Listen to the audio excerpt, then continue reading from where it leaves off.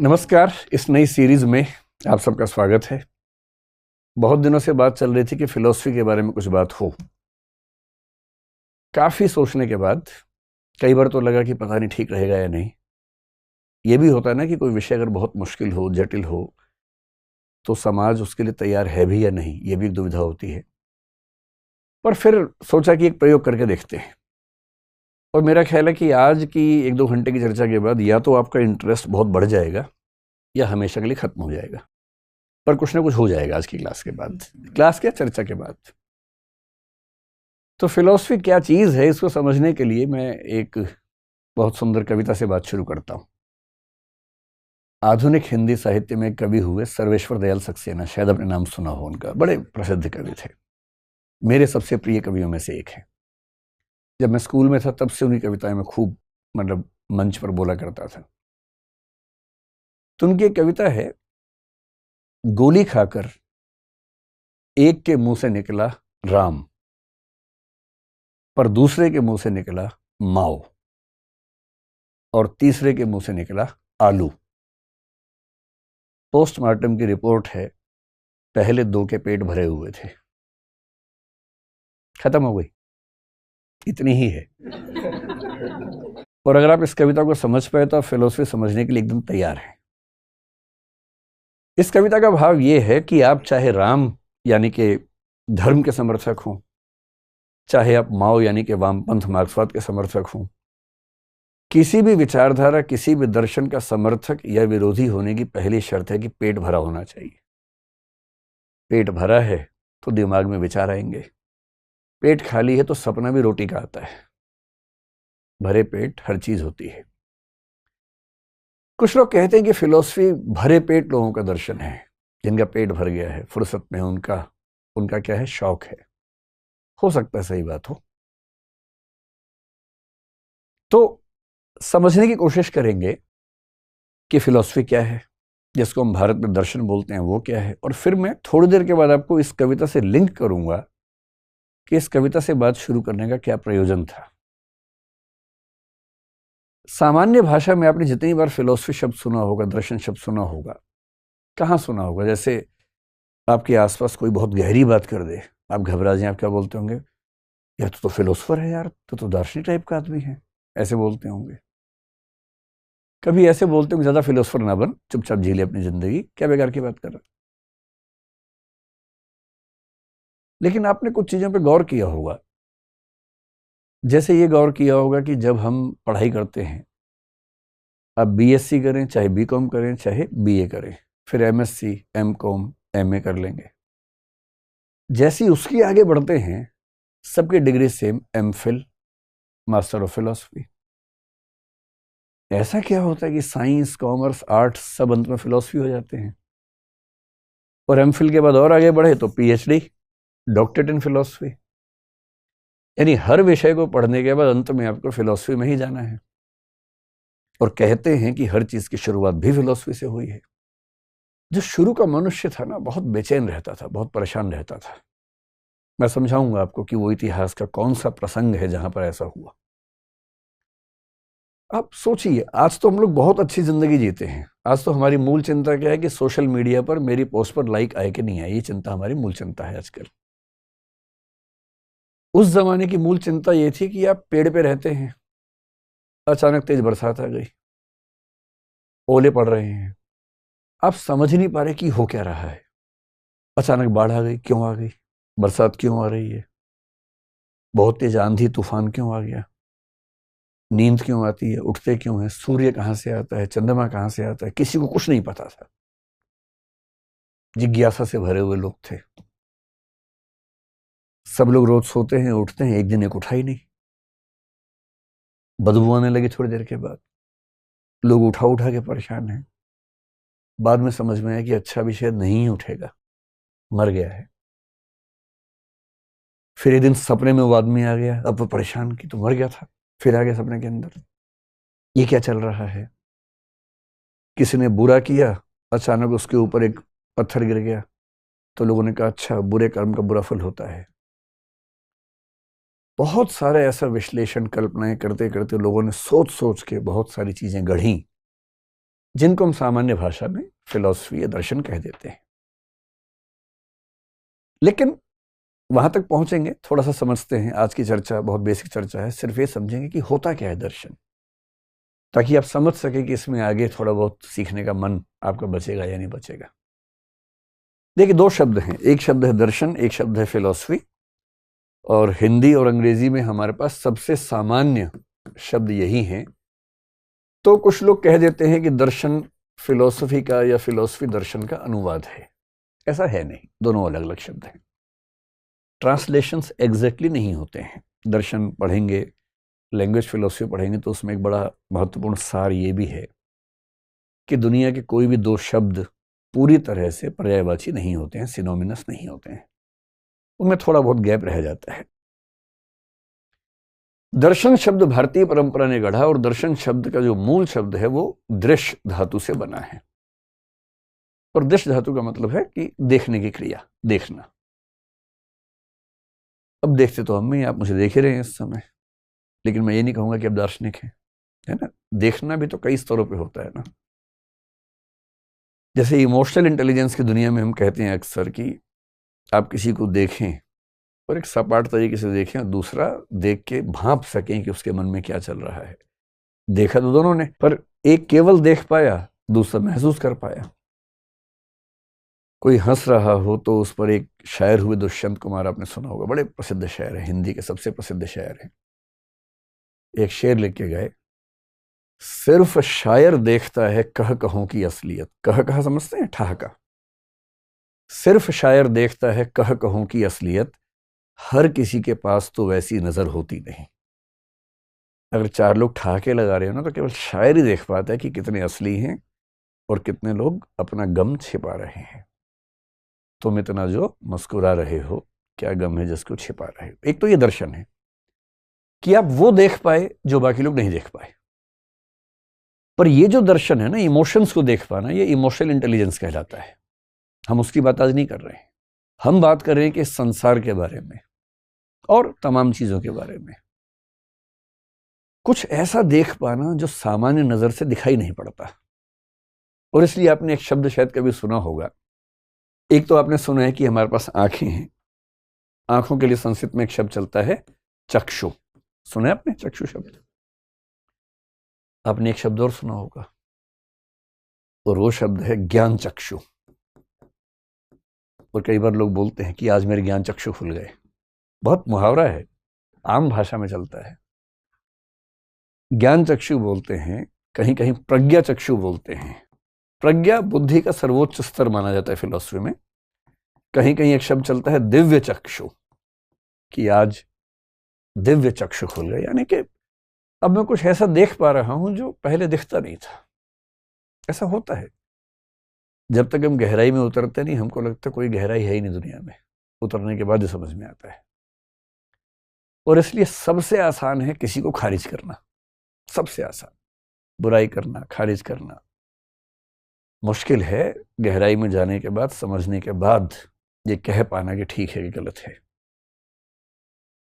तो भारत में दर्शन का मतलब है प्रज्ञा चक्षु, ज्ञान चक्षु के स्तर पर जाकर इस दुनिया को, जीवन को, जीवन के रहस्यों को समझने की स्थिति में आना। मोटा मोटा मतलब मैं आपको समझाता हूं इसका क्या होता है। जब हम दर्शन पढ़ेंगे तो मैं कुछ और गहराई में जाएंगे, हालांकि उतनी गहराई में कभी नहीं जाएंगे जितना एमए की डिग्री में होती है, यूपीएससी के एग्जाम में होती है। हम केवल उतना समझेंगे फिलोसफी जितना एक आम आदमी को समझ में आए और उसको अपनी जिंदगी को बेहतर बनाने का मौका मिले। इस चैनल का मूल उद्देश्य जो मैंने आपको बताया था वो यही है कि चर्चाओं का स्तर बेहतर हो समाज में। तो दर्शन की बात क्यों बाबाओं से ही सुननी है हमेशा? भाई आप खुद सुन लीजिए, खुद बाबा बन जाइए, उसमें क्या दिक्कत है? अपना अपना, अपने अपने हिस्से के बाबा हम सब बन सकते हैं। क्यों किसी और से सीखेंगे? खुद सीखेंगे। तो आपने सुना होगा कि एक बार महात्मा बुद्ध ने तपस्या की, करीब 6 साल तपस्या की, उसके बाद उनको ज्ञान की प्राप्ति हुई। इतिहास में पढ़ाई होगा। वो कैसा ज्ञान था? जैन धर्म के संस्थापकों में जिनका सबसे ज्यादा सम्मान है, तीर्थंकर महावीर जैन, या भगवान महावीर कहते हैं, 12 साल तपस्या की उन्होंने, तब उनको ज्ञान की प्राप्ति हुई। केवल ज्ञान बोलते हैं जैन दर्शन में। गुरु नानक एक बार ज्ञान की खोज में जब परेशान थे, कहते हैं कि वो एक बार एक नदी पार करके गए एक वन क्षेत्र में, कुछ दिन, शायद 3 दिन वहां रहे, और उसके बाद उनको महसूस हुआ कि उनको रियलाइजेशन हो गया है। महर्षि अरविंद स्वाधीनता संग्राम में स्वाधीनता के सेनानी थे, फिर वो जेल गए, जेल में 1 साल एकांत कारावास में रहे। वहां उन्होंने एक रियलाइजेशन किया, और जब बाहर आए तो उनको लगा कि राष्ट्रीय आंदोलन एक बड़ी बात है, पर बहुत बड़ी बात नहीं है, उससे कुछ बड़ा अब मुझे करना है। ये रियलाइजेशन हुआ। आदि गुरु शंकराचार्य हैं जो अद्वैत वेदांत की बात करते हैं, उन्होंने इसकी बात की। क्या ज्ञान होता है? एक दौर में जब मैं नास्तिक किस्म का व्यक्ति था, मुझे इन सब बातों में हंसी आती थी, बेकार की बात, क्या ज्ञान हो गया, हम इतना जीएस पढ़ रहे हैं, इतनी बुक पढ़ रहे हैं, तो ज्ञान नहीं हो रहा। लेकिन ऐसा होता है, मूर्ख व्यक्ति ज्यादा बोलता है। धीरे धीरे जब आप समझने लगते हैं, आप कम बोलने लगते हैं, समझ जाते हैं कि गहराई सिर्फ हमारे अंदर नहीं, हमसे गहरे गहरे बहुत लोग दुनिया में हुए हैं, हमसे बेहतर, हमसे अच्छे, हमसे गहरे अनगिनत लोग दुनिया में हैं। ये जो ज्ञान होता है ना, इसको बोलते हैं प्रज्ञा चक्षु का खुलना। दर्शन की भाषा में बोलते हैं कि हम दुनिया में जो कुछ भी समझते हैं वो कैटेगरीज में समझते हैं, हाँ, ना, अच्छा, बुरा। एक समय के बाद अब इन कैटेगरीज से मुक्त होकर सोचने की स्थिति में आते हैं। जैन धर्म में एक बड़ा गहरा विचार है स्यादवाद, हम जल्दी ही समझेंगे 2-4 दिनों में, शायद 2-4 दिन का मतलब वीडियो तो 7-7 दिन के बाद शायद आते हैं, मतलब 1 आध महीने बाद।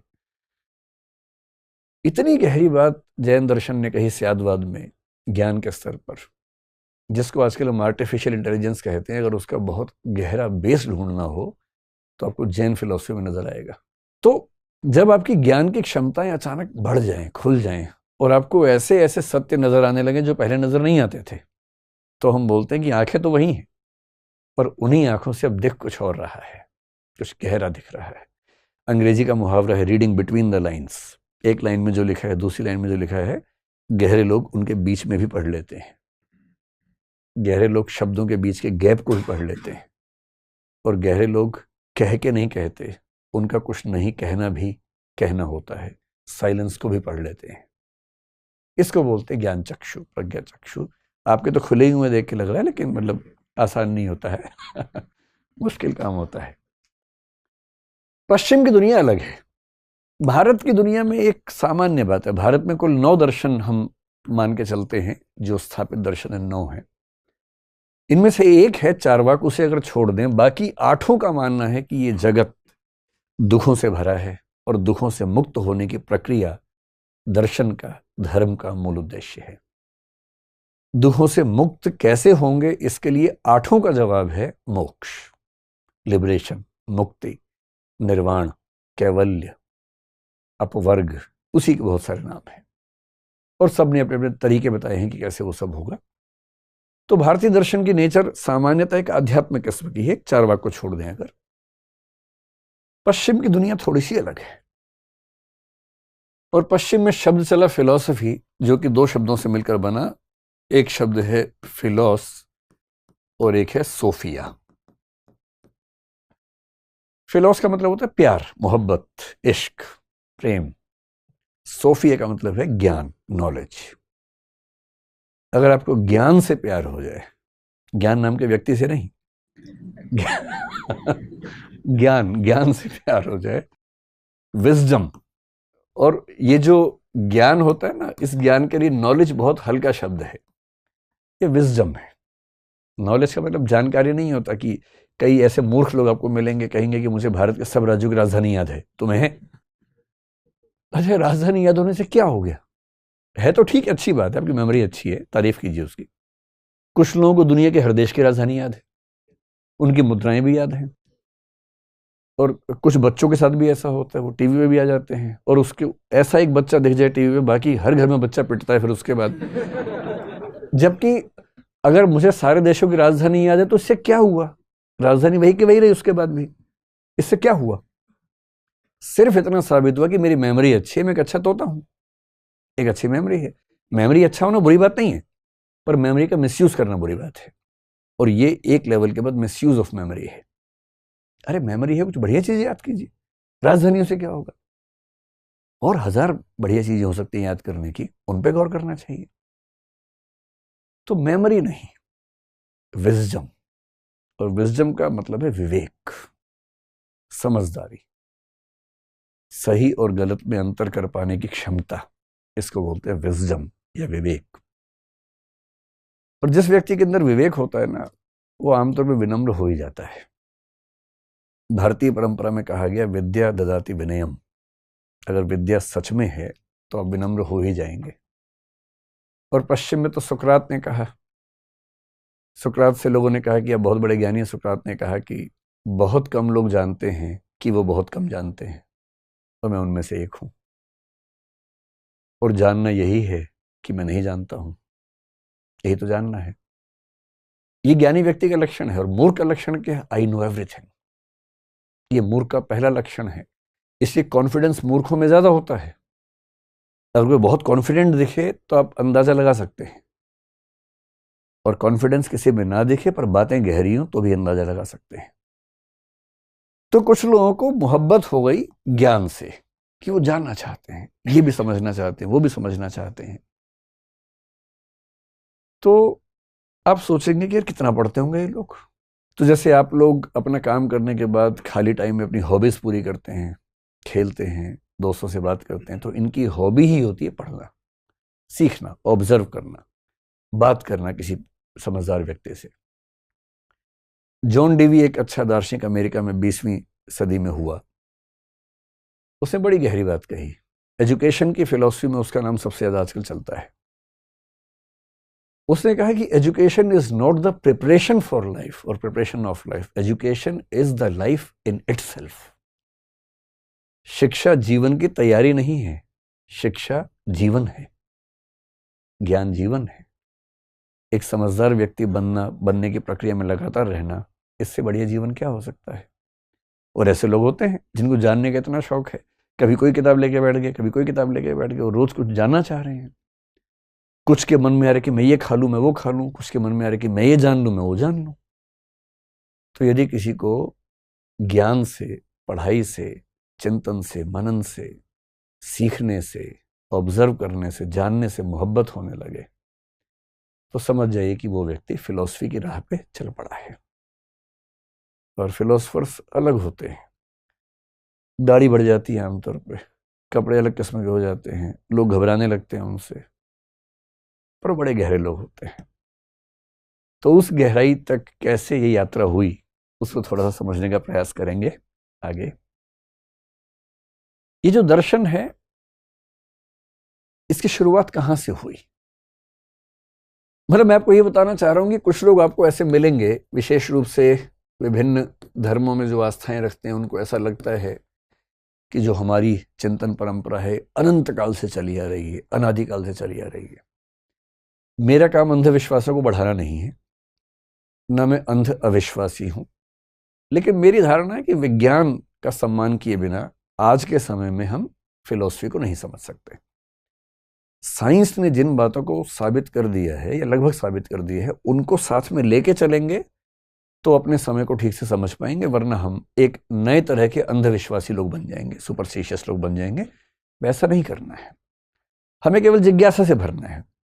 हमें ना सिद्धांत बनाने हैं अपने, ना कोई दावा करना है, हमें केवल जानना है कि दुनिया में क्या क्या सीखा गया है, और हम उसमें से थोड़ा सा सीख लें अपने हिस्से का, इतना ही करना है। देखिए, बहुत इंटरेस्टिंग बात है। मैं हिस्ट्री की बात अकबर, बाबर और अशोक और उसकी बात नहीं कर रहा हूं, वो तो बहुत छोटा हिस्सा है। आप किस लेवल पर चीजों को देख रहे हैं, वो भी तो एक सवाल है ना। पूरे ब्रह्मांड के इतिहास को सोच के देखिए। ब्रह्मांड यानी ये पूरा जो कॉस्मोस है, पूरा संसार है, पृथ्वी नहीं, सारी आकाश गंगाएं मिलाकर जो है पूरा, उसे बोलते हैं ब्रह्मांड, सृष्टि उसे बोलते हैं। वो पूरी दुनिया। अब ये भी सवाल है, दुनिया कैसे बनी?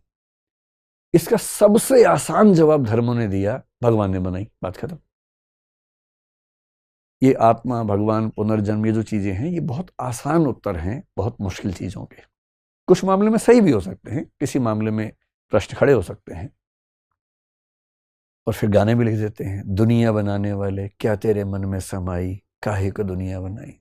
अभी यही नहीं पता बनाई किसने, और वो सवाल पूछने में लगे हुए हैं, काहे को बनाई, क्यों बनाई, वो सब सवाल जवाब चल रहे हैं। जो हिस्ट्री है अभी दुनिया की, अगर वैज्ञानिकों की बातों का साक्ष्य मानूं, ऐसा माना जाता है कि लगभग 450 करोड़ साल पहले इस संसार का अस्तित्व शुरू हुआ। 450 करोड़ बोल रहा हूं मैं, 450 साल नहीं बोल रहा हूं 450 करोड़ साल पहले, 4.5 बिलियन ईयर्स एगो। अगर आपको बहुत आत्मविश्वास हो, बहुत घमंड रहता हो अपने ऊपर, थोड़ी देर में ठीक हो जाएगा। बस ये समझ लीजिए कि इस पूरे संसार में हमारी हैसियत क्या है। 450 करोड़ साल पहले ये संसार बना, ऐसा मानते हैं बिग बैंग वाले, मानते हैं, या जो स्टडीज होती हैं उसके बेस पे अनुमान लगाते हैं कि प्रोसेस कब शुरू हुआ। तो आजकल का जो अनुमान है 450 करोड़ साल पहले का है। हो सकता है थोड़ा बहुत वो कल को एडजस्ट हो जाए, लेकिन अभी के हिसाब से 450 करोड़ साल ही मान लिया जाता है उसको, तो हम उतना ही मान के चलते हैं। ठीक है, तो ये हो गया, संसार बन गया। यानी जिस संसार में आपने आंखें खोली हैं, दुनिया बनाने वाले, क्या तेरे मन में समाई, ये 450 करोड़ साल पहले की बात चल रही है। उस संसार में कोई जीवन नहीं था, लाइफ नहीं थी, पौधा भी नहीं था, कुछ भी नहीं था। आजकल की जो धारणा है उसके हिसाब से 370 करोड़ साल पहले, आज से, पहली बार लाइफ यानी कि जीवन देखा गया। देखा गया मतलब जो स्टडीज हैं उससे लगता है कि उसके आसपास लाइफ पहली बार आई होगी। अब ये लाइफ कैसे आई, क्या उस समय कोई आत्मा पहली बार आई या चेतना आई, क्या आया, वो सब रिसर्च की बातें हैं। लेकिन पहली लाइफ, और पहली लाइफ सीधी सी बात है मनुष्य तो नहीं था, है ना। इवोल्यूशन की थियरी में आजकल लोगों का विश्वास ज्यादा है। एक विचार दर्शन में क्रिएशनिज्म, जिसका मतलब है कि इस दुनिया को क्रिएट किया ईश्वर ने। एक है इवोल्यूशनिज्म, कि ये दुनिया विकसित होते होते अपने आप ऐसी हुई, जो डार्विन जैसे लोग कहते हैं। एक बीच का रास्ता भी होता है कि शायद ईश्वर ने एक बेसिक स्ट्रक्चर बनाया और उसके बाद इवोल्यूशन से दुनिया ऐसी हो गई। इनमें से क्या सच है समय के साथ पता लगेगा, लेकिन ये आजकल सब लोग मानते हैं कि बेसिक स्ट्रक्चर जैसा भी था उसके बाद इवोल्यूशन से ही दुनिया आगे बढ़ती गई। हम सब भी उसी प्रोसेस में आए। 370 करोड़ साल पहले से चीजें बननी शुरू हुई, लाइफ, स्पीशीज बनती गई, बनती गई, बनती गई। और ऐसा माना जाता है कि अगर टोटल स्पीशीज इस संसार में देखें तो उनकी संख्या 1 ट्रिलियन के आसपास हो सकती है। 1 ट्रिलियन समझते हैं क्या होता है? 1 बिलियन होता है 100 करोड़, उसमें 3 जीरो और जोड़ दीजिए, 1 लाख करोड़। 1 लाख करोड़ के आसपास टोटल स्पीशीज इस ब्रह्मांड में हो सकती हैं, जिनमें से बॉटनी के, जूलॉजी के लोग स्टडी कर करके थक गए हैं। तो अभी तक कुल मिला के 18 लाख यानी 1.8 मिलियन स्पीशीज का नाम रख पाए हैं, उन्हें पहचान पाए हैं।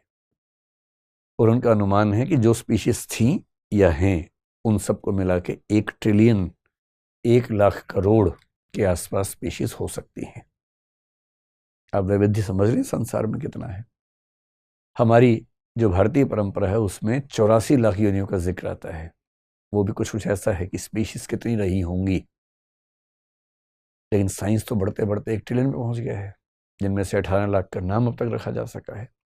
इन सब में से हम एक हैं सिर्फ अभी ज्यादा हीरो नहीं बनना है। फिलोसफी पढ़ने के फायदे बहुत सारे हैं। एक ही बिना बात के हीरो बनने का मन खत्म हो जाता है, ये भी तो फायदा है ना। कोई बिना बात के हवा में टंगा हो, उसे जमीन पे लाना भी तो अच्छी बात है। अब ये स्पीशीज बढ़ते बढ़ते इवोल्यूशन का प्रोसेस चल रहा है, बहुत तरह की स्पीशीज आती जा रही हैं। और इस प्रोसेस में क्या हुआ, लगभग 1.2 करोड़ साल पहले, आज से,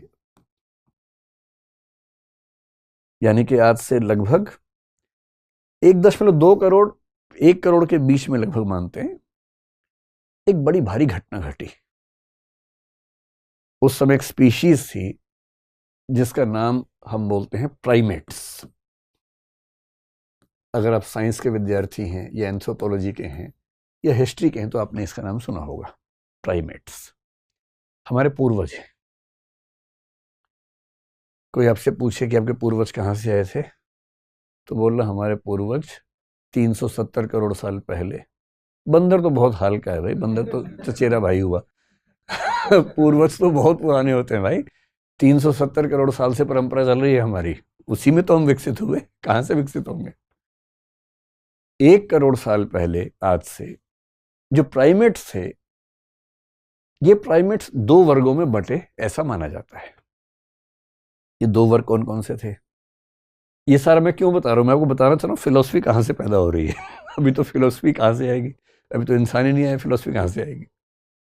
और मनुष्य सभ्यता के, अगर मैं मान लूं कि 1 करोड़ साल हो गए, या कम से कम 25 लाख साल या 3 लाख साल तो मरी हालत में हो ही चुके हम लोगों को, और 3 लाख साल में पूरी फिलोसफी ले दे के 3,000 साल में है, 3-4 हजार साल में।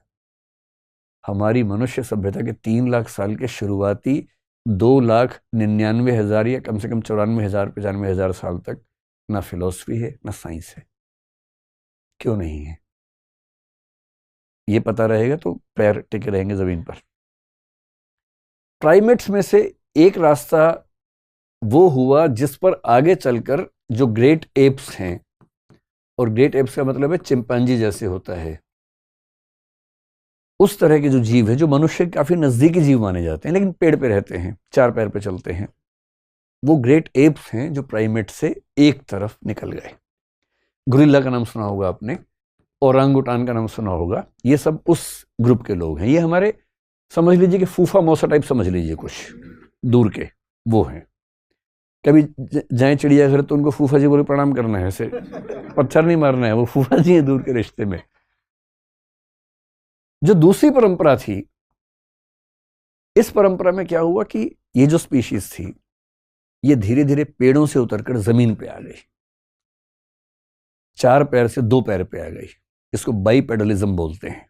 2 पैर वाले जीव पहली बार दुनिया में हुए, 2 पैर।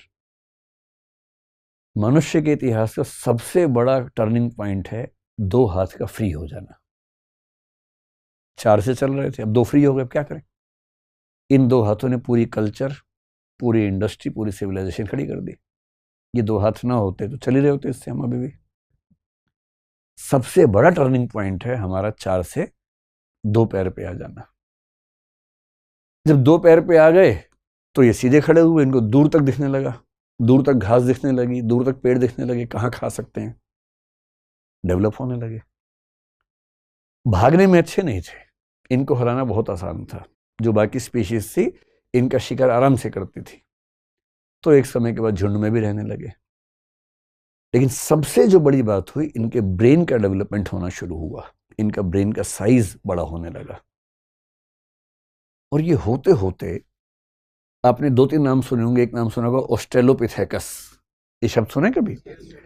करीब 30 लाख साल का दौर इसका चला, ऑस्ट्रेलोपिथेकस, जिसका बेसिक मतलब है साउथ का जो एक क्रीचर था। आपने निएंडरथल का एक नाम सुना होगा। निएंडरथल जो था वो पूरी हिस्ट्री में आज तक सबसे बड़े ब्रेन वाला स्पीशीज हुआ, बाद में खत्म हो गया, ऑस्ट्रेलोपिथेकस भी खत्म हो गया। और करते करते 25 लाख साल पहले आज से एक स्ट्रक्चर बना जिसको बोलते हैं होमो हैबिलिस। होमो शब्द सुनते ही समझ जाइए कि अपना नजदीक का रिश्तेदार है। ये हमारी स्पीशीज की शुरुआत होनी शुरू हो रही है यहां से। और इस 25 लाख के बाद भी इसके कई अंतरण होते होते आज से 3 लाख साल पहले वो आया जिसको बोलते हैं होमो सेपियंस, जो कि हम हैं।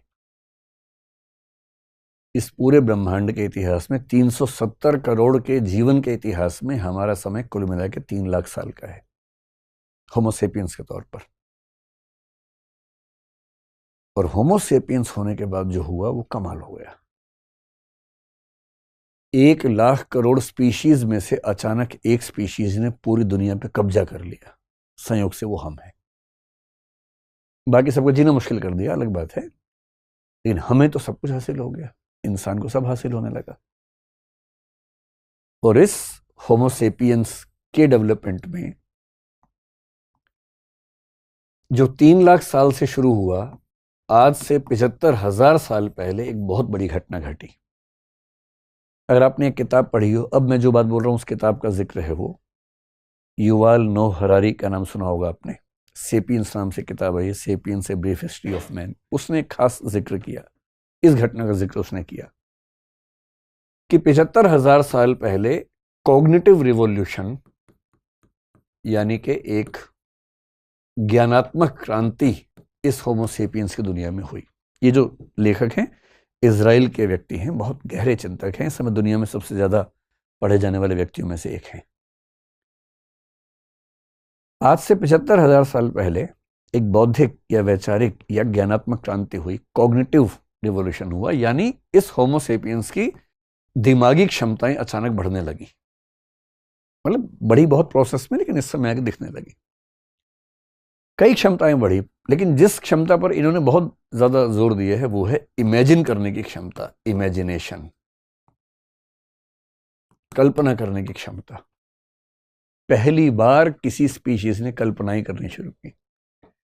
बिल्लियां कल्पनाएं नहीं कर पाती हैं, चूहे, गधे, घोड़े कल्पना नहीं कर पाते हैं, हम कर पाते हैं। हम कुछ भी कल्पना कर सकते हैं, हम परलोक की कल्पना कर सकते हैं, हम ईश्वर की कर सकते हैं, आत्मा की कर सकते हैं, पुनर्जन्म की कर सकते हैं, स्वर्ग की कर सकते हैं, नरक की कर सकते हैं, भूत प्रेत की कल्पनाएं कर सकते हैं, क्योंकि हमारे पास कल्पना करने की क्षमता है। जिनके पास क्षमता नहीं है वो नहीं कर पाते, सिंपल सी बात है। हमारे अंदर इंटेलिजेंस का विकास हुआ। इंटेलिजेंस का विकास इसमें अचानक नहीं हुआ, एक प्रोसेस में चल रहा है लगातार। हम बौद्धिक हैं, हम सोच पाते हैं, तर्क कर पाते हैं, युक्ति कर पाते हैं, रीजनिंग कर पाते हैं, लॉजिकल जो निष्कर्ष है वो निकाल पाते हैं, डिडक्शन कर पाते हैं, इंडक्शन कर पाते हैं। तीसरी बात यह है कि हमारी मेमोरी, आप एनिमल्स को देखेंगे उनके पास मेमोरी बहुत कम होती है, नहीं के बराबर होती है। कुछ हुआ उनको थोड़ी देर याद रहेगा, फिर भूल जाएंगे, 4 दिन बाद तो नहीं याद रहेगा। और यदि आप उनसे 3 साल बाद कहेंगे पिछले अपने जीवन की 3 बड़ी घटनाएं बताओ, वो भी सीक्वेंस में, याद ही नहीं आएगा। याद आएगा तो सीक्वेंस में याद नहीं आएगा। हमारी मेमोरी में सीक्वेंस भी बना रहता है, लिंकेजेस बनी रहती हैं। और क्योंकि हमारे पास ऐसी मेमोरी है, हमारे पास ऐसी चिंतन क्षमता है, हमारे पास ऐसी इमेजिनेशन की क्षमता है, क्रिएटिविटी की क्षमता है, और इन सारी चीजों ने मिलाकर हमें एक ऐसी स्थिति मिला दिया कि इससे हमने सबसे पहले बनाई लैंग्वेज। किसी भी दूसरी स्पीशीज के पास उतनी उन्नत भाषा नहीं जितनी हमारे पास है। हम कितना कुछ शेयर कर लेते हैं क्योंकि भाषा है, और भाषा है तो सोच भी ज्यादा पाते हैं, क्योंकि जब हम भाषा सीखते हैं तो उसी के साथ सोचते भी हैं साथ साथ। एनिमल्स के पास, बर्ड्स के पास भाषा है, पर वो बहुत बेसिक भाषा है जो केवल ये बता पाती है अपनी माँ को कि मुझे भूख लगी है, मुझे गुस्सा आ रहा है। जो 8-10 बेसिक इमोशंस हैं उनको एक्सप्रेस करना उनके बस की बात है, लेकिन कॉम्प्लेक्स आइडियाज को एक्सप्रेस करना उनके बस की बात नहीं है। पर हमारे बस की बात है, भाषा हमारे पास है। और इस भाषा ने इतना कमाल किया, और जो कॉग्निटिव रिवॉल्यूशन हुआ इसकी वजह क्या है? हमारे दिमाग का आकार बढ़ा। मैं भी उस पर आता हूं, अगर कैसे बढ़ा, या पहले इसी को थोड़ा समझते हैं फिर वापस इस पे आएंगे। कुछ लोग मानते हैं कि जो हमारा ब्रेन का साइज है वो बहुत क्रूशियल साबित हुआ। बहुत सिंपल सा एग्जांपल समझ लीजिए। ब्रेन का साइज कैसे नापते हैं? तो ब्रेन वॉल्यूम नापते हैं। जैसे जो खोपड़ी है, उस खोपड़ी में कितनी रेत भरी जा सकती है, उससे तय होता है कितना वॉल्यूम है। इसको सेफेलिक इंडेक्स कुछ लोग बोल देते हैं। तो जो होमो हैबिलिस था 25 लाख साल पहले, उसके दिमाग में लगभग 500 से 700 क्यूबिक सेंटीमीटर का स्पेस था। इतनी सी खोपड़ी समझ लीजिए, एक हाथ के बराबर की। 500 से 700 क्यूबिक सेंटीमीटर का स्पेस है। ये होमो हैबिलिस है, जो हमारी परिवार का सबसे पुराना सदस्य माना जा सकता है। और आज के जो होमो सेपियंस हैं उनका कितना है?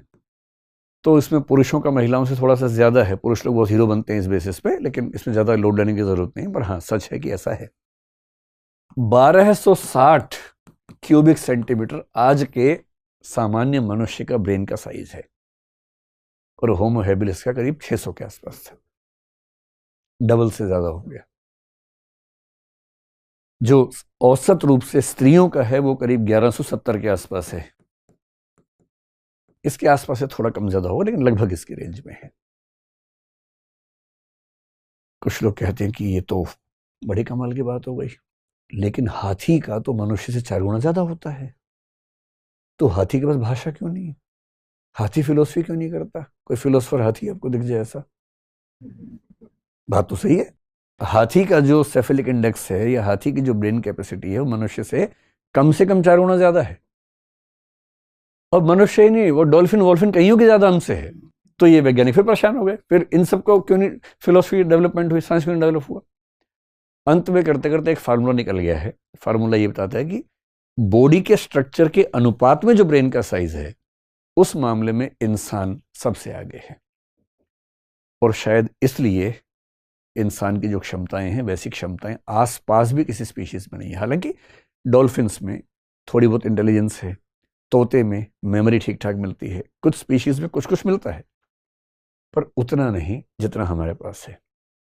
हाँ, इलॉन मस्क का बस चला तो आज से 15-20-25 साल बाद ये बातें पुरानी हो जाएंगी, क्योंकि उसकी लेबोरेटरी में कुछ बंदर आजकल वीडियो गेम खेल रहे हैं, क्योंकि उसने एक चिप बना दी है। न्यूरालिंक एक कंपनी है, एक चिप बना के उनके दिमाग में फिट कर दी है, और वो 6ठी-7वीं क्लास के मैथमेटिक्स के स्टूडेंट की हैसियत से वीडियो गेम खेलने लग गए हैं।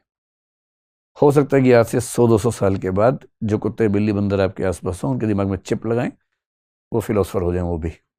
अभी अभी फिलहाल तो ऐसा नहीं है।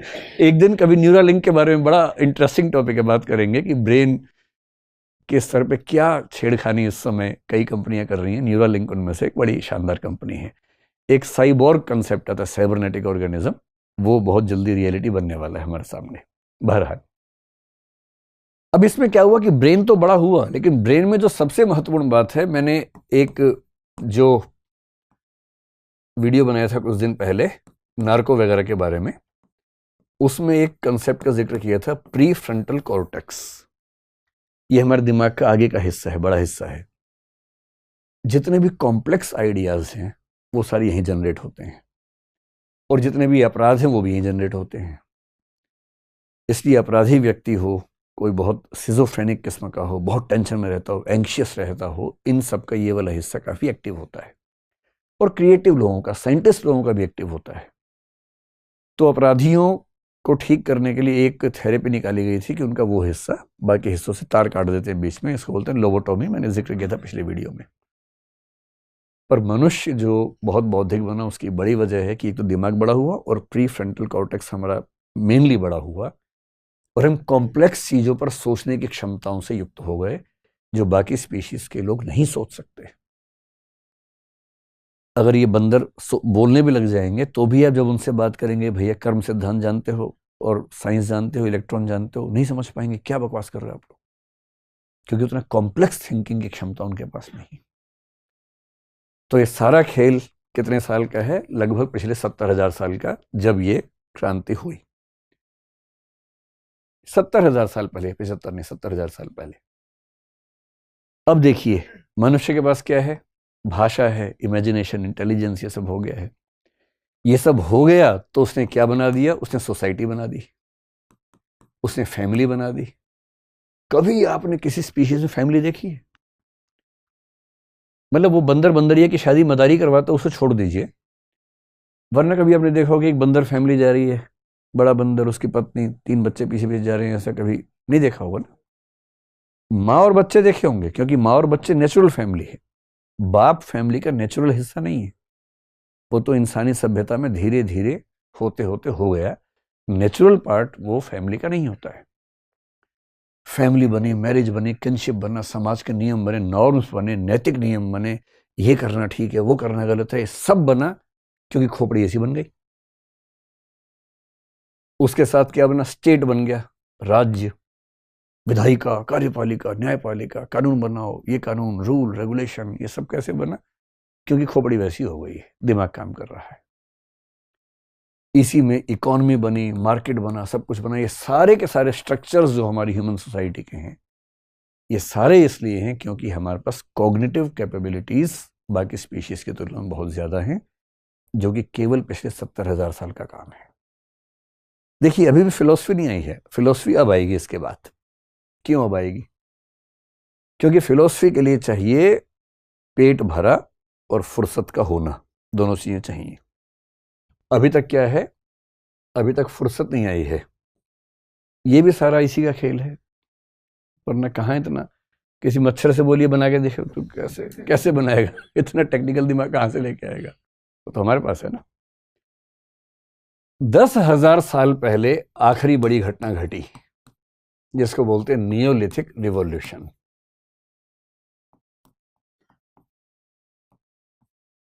सरल भाषा में कृषि क्रांति बोल लीजिए, एग्रेरियन रिवॉल्यूशन कह लीजिए। 10,000 साल पहले इंसान को पहली बार यह समझ में आई कि खेती कैसे की जा सकती है। उसके पहले खेती नहीं आती थी।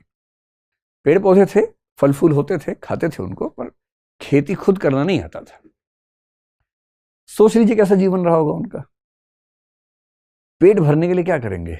दो ही तरीके हैं, या तो किसी को मार के खाएंगे, जिसको हम आखेटक समाज बोलते हैं, हंटिंग सोसाइटी बोलते हैं, या इकट्ठा करेंगे, गैदरिंग सोसाइटी बोलेंगे कि भाई वहां बहुत सारे पेड़ हैं, वहां से फल तोड़ के ले आओ, सब्जियां तोड़ के ले आओ, खा लो। यही सब कर सकते हैं।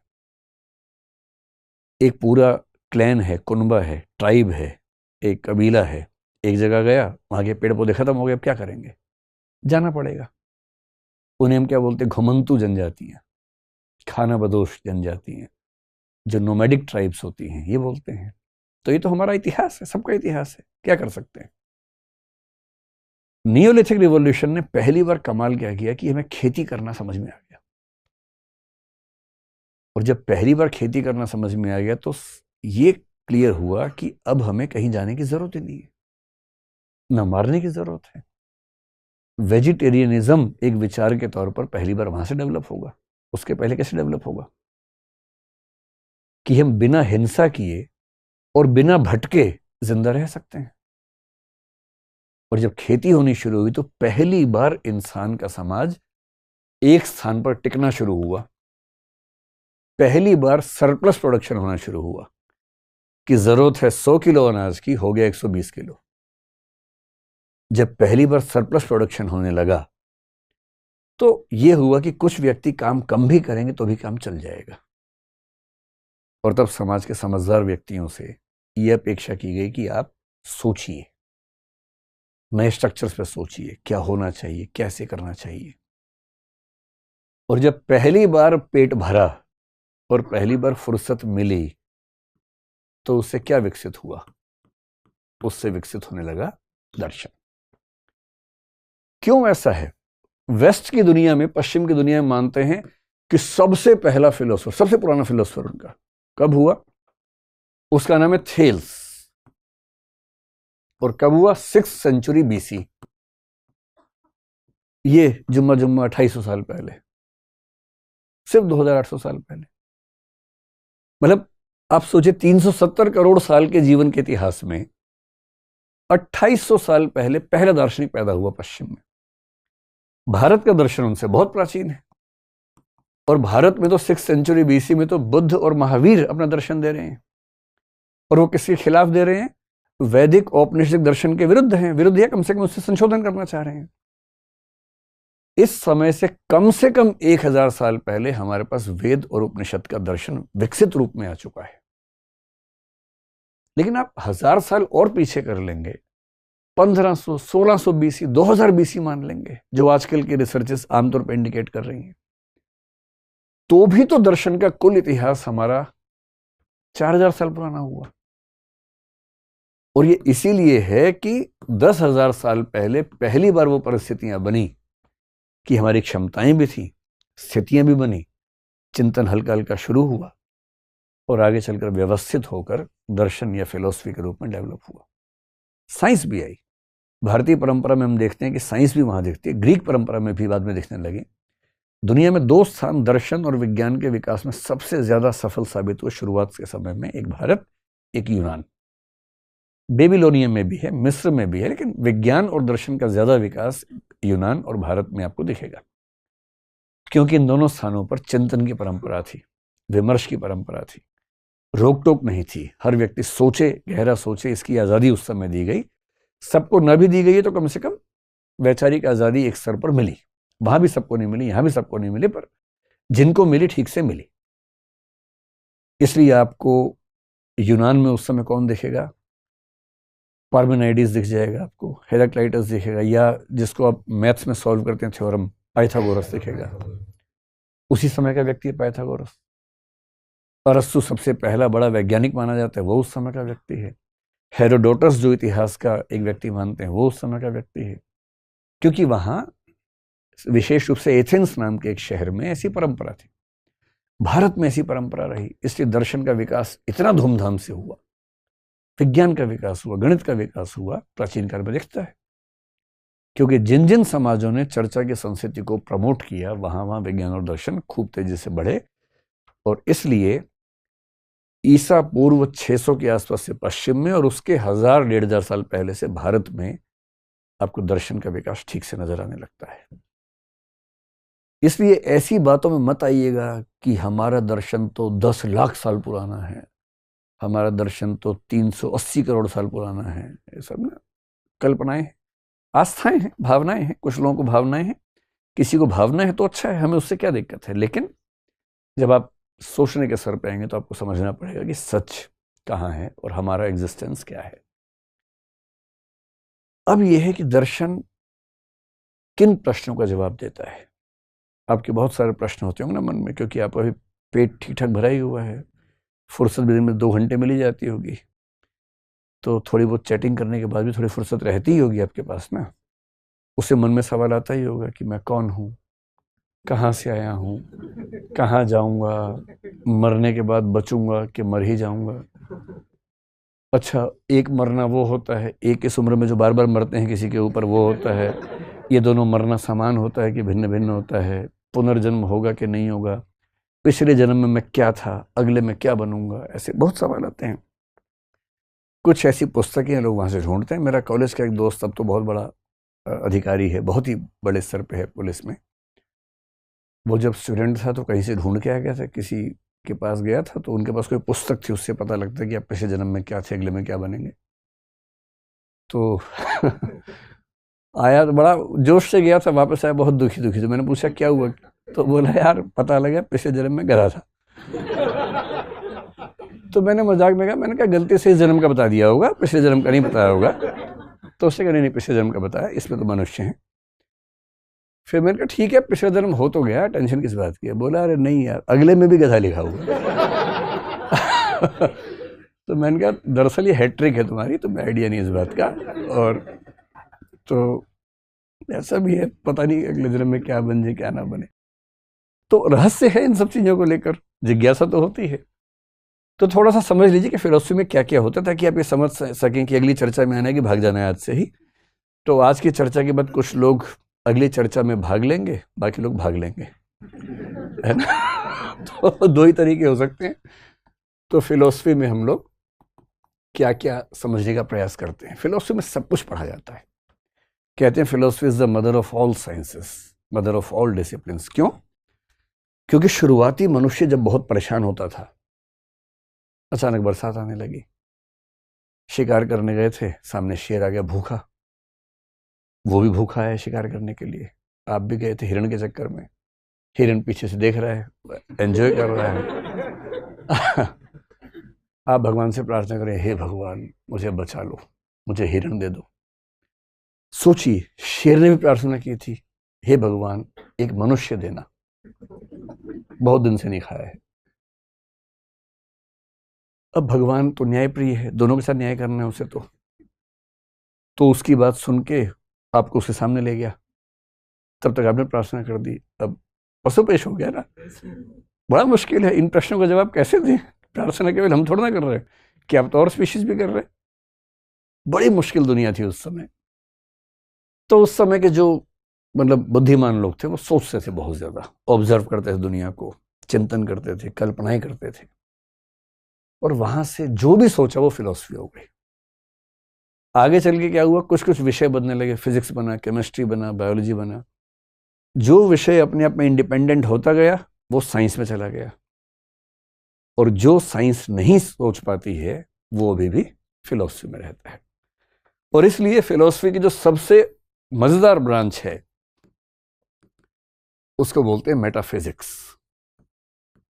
हिंदी में इसका नाम होता है तत्व मीमांसा। आप शब्दों के कठिनाई पर मत जाइए, ये लोग जानबूझ के मुश्किल शब्द रखते हैं ताकि आम आदमी इसकी ओर देखेगा भी नहीं, लेकिन चीजें बड़ी आसान होती हैं, नाम मुश्किल होते हैं केवल।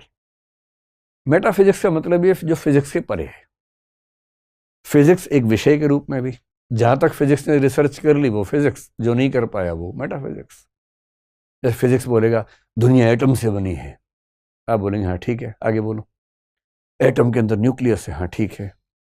उसके अंदर प्रोटॉन, इलेक्ट्रॉन, प्रोटॉन और न्यूट्रॉन है, अच्छा। इलेक्ट्रॉन बाहर घूम रहे हैं, अच्छा। अब ये कहेंगे इलेक्ट्रॉन घुमाया किसने? ये मेटाफिजिक्स है। जहां फिजिक्स जाए वहां तक सुनते रहो, एक सवाल आगे दाग दो, वो मेटाफिजिक्स है।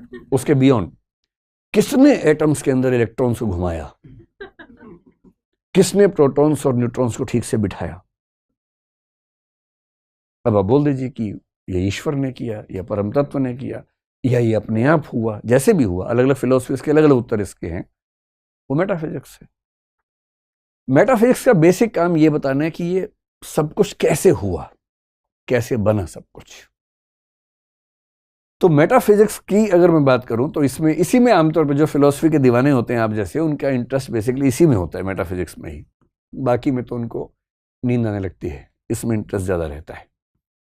और मेटाफिजिक्स के अंदर 3 प्रश्न सबसे गहरे होते हैं। एक ब्रांच का नाम है कॉस्मोलॉजी। कॉस्मोलॉजी को आप बोल सकते हैं सृष्टि विज्ञान या सृष्टि मीमांसा। कॉस्मोलॉजी कॉस्मोस से बना है। दूसरा है थियोलॉजी, इसको आप कह सकते हैं ईश्वर मीमांसा।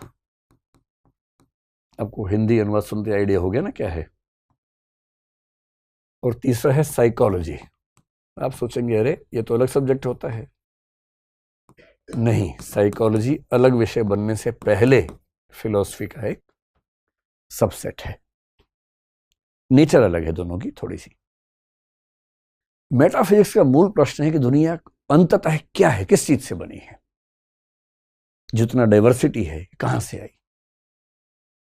तो इसमें बहुत गहराई में अभी नहीं जाएंगे, अभी शुरुआती समय है।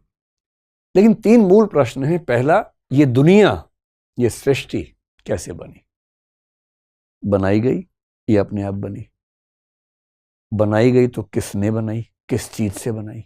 जिस चीज से बनाई अगर वो पहले से थी तो इसका मतलब बनाने वाले के पास कुछ तो कमी थी। और क्यों बनाई, पर्पस क्या था बनाने का? क्या कभी खत्म होगी? तो कुछ ने कहा एटम से बना है। ध्यान रखना है, साइंस के एटम की व्याख्या से कम 1000 साल पहले कई फिलोसफर्स कह चुके थे दुनिया एटम से बनी है। भारत में न्याय दर्शन बहुत पहले कह चुका था। पश्चिम में अगर आपने नाम सुना हो, डेमोक्रिटस, ल्यूसिपस, 2 दार्शनिक हुए साथ साथ थे ग्रुप में, बहुत पहले कह चुके थे दुनिया एटम से बनी है। हाँ, उनके एटम्स की समझ थोड़ी सी अलग थी, जो साइंस ने एटम्स प्रूव किए उनसे थोड़ी सी अलग है, लेकिन हाँ कह तो चुके थे। तो ये दुनिया कैसे बनी, किसने बनाई, क्यों बनाई, इन सब प्रश्नों का उत्तर है कॉस्मोलॉजी। फिर जो लोग ईश्वर को मानते हैं, कुछ धर्म हैं जो ईश्वर को नहीं मानते, जैसे जैन धर्म ईश्वर को नहीं मानता है, बौद्ध धर्म ईश्वर को नहीं मानता है। कुछ और धर्म जैसे एक ताओ धर्म है, लाओ त्से का, चाइनीज परंपरा में है, वहां ईश्वर की धारणा वैसी नहीं है। कन्फ्यूशियस के धर्म में ईश्वर की धारणा वैसी नहीं है। लेकिन बहुत सारे धर्म ईश्वर को मानते हैं, जैसे भारत में जो वेदांत परंपरा है, हिंदू धर्म, वैष्णव धर्म जिसको बोलते हैं, वो मानता है। सिख धर्म मानता है। फिर जो तीनों सेमेटिक धर्म हैं, यानी कि यहूदी, इस्लाम, ईसाईयत, तीनों ईश्वर को मानते हैं। तो जो लोग ईश्वर को मानते हैं, उनके सामने ईश्वर से जुड़े सारे प्रश्नों के बारे में जो बातचीत होती है उसको बोलते हैं ईश्वर मीमांसा। ईश्वर है या नहीं है, तो कितने हैं, फिर उसका स्वरूप क्या है, क्या हम उसकी गुणों से व्याख्या कर सकते हैं या नहीं कर सकते, सगुण है कि निर्गुण है, मतलब पर्सनलिस्टिक है कि इम्पर्सनलिस्टिक है या नेचुरलिस्टिक है। ऐसे बहुत सारे नोशंस हैं ईश्वर के बारे में। फिर ईश्वर अगर है तो वो संसार में है या संसार से परे है? संसार में है तो वो संसार से अलग कैसे है? अलग है तो संसार के लोगों के दुख सुनता कैसे है? या वो संसार में भी है और संसार से परे भी है? इन सब कंसेप्ट के नाम हैं अलग अलग। जैसे ईश्वर अगर संसार से परे है तो इसको डाइथीज्म कहते हैं। संसार में है अगर वो, तो इसको पेनथीज्म कह देते हैं। संसार में भी है, अलग भी है, तो पेनिथीज्म कह देते हैं। इन सब के अलग अलग नाम है धारणाओं के। पर लोगों ने बहुत फुर्सत से इस पर विचार किया है कि किन प्रश्नों का उत्तर क्या हो सकता है। तो ये सारे सवाल ईश्वर के बारे में। और तीसरा है साइकोलॉजी। साइकोलॉजी है कॉन्शियसनेस के बारे में। देखिए, फिलॉसफी का सबसे गहरा सवाल तो ये है कि मैं कौन हूं। एक बॉडी है हम सबके पास, वो तो मर जाती है, खत्म हो जाती है। लेकिन लोग ये नहीं कहते कि मेरा हाथ लंबा है, मेरे शरीर का वजन इतना। लोग बोलते हैं मेरा वजन इतना है। तो ये मैं क्या चीज है? तो कुछ लोग कहते हैं नहीं, शरीर तो आनी जानी चीज है, आत्मा है असली चीज, मैं आत्मा हूं। इसी को उपनिषदों में अहम ब्रह्मास्मि तक कहा गया, जहां ब्रह्म और आत्मा को तत्वमसि कह के एक ही बताया गया। अयम आत्मा ब्रह्म कहा गया। एक धारणा है कि हम आत्मा हैं। और ये सारे सवाल क्यों पैदा होते हैं? क्योंकि हम सोचते हैं, महसूस करते हैं, इमोशंस आते हैं। और सोचने वाला काम, इमोशंस वाला काम, महसूस करने वाला काम ना आंख कर सकती है, ना कान कर सकता है, ना नाक कर सकता, ना हाथ, ना पैर, बॉडी नहीं कर सकती, ऐसी एक धारणा है। तो अगर बॉडी सोच नहीं सकती है तो कोई तो है जो सोच रहा है। वो जो सोचने वाला है वो कौन है? और इसी थीम पर सोचते सोचते पश्चिम का एक दार्शनिक डेकार्ट हुआ, जिसने कहा कोजिटो एर्गो सुम, यानी I think therefore I am. ये आपने सुना होगा, टी शर्ट पे लिखा होता है आजकल लोगों की, पढ़ते नहीं, इसका मतलब क्या है? टी शर्ट पे लिखवा के घूमते रहते हैं, I think therefore I am. मैं सोचता हूं इसलिए मैं हूं। वो बेचारा डेकार्ट 17वीं सेंचुरी का दार्शनिक, न्यूटन के समय का दार्शनिक है। वो ये कहना चाह रहा है कि मैं सोचता हूं, बॉडी नहीं सोचती है, कोई तो सोच ही रहा है। जो सोच रहा है वही मैं हूं, वही आत्मा है। सुन के कितना अच्छा लगता है। आपको भी लग रहा होगा ना कि आत्मा फाइनल हो गई अब तो। कितना अच्छा लगता सुन के, मजा आया था सुन के। लेकिन इसके बाद कंप्यूटर विकसित हो गए, और कंप्यूटर के सीपीयू में आत्मा नहीं लगाई जाती है, हार्ड डिस्क होती है।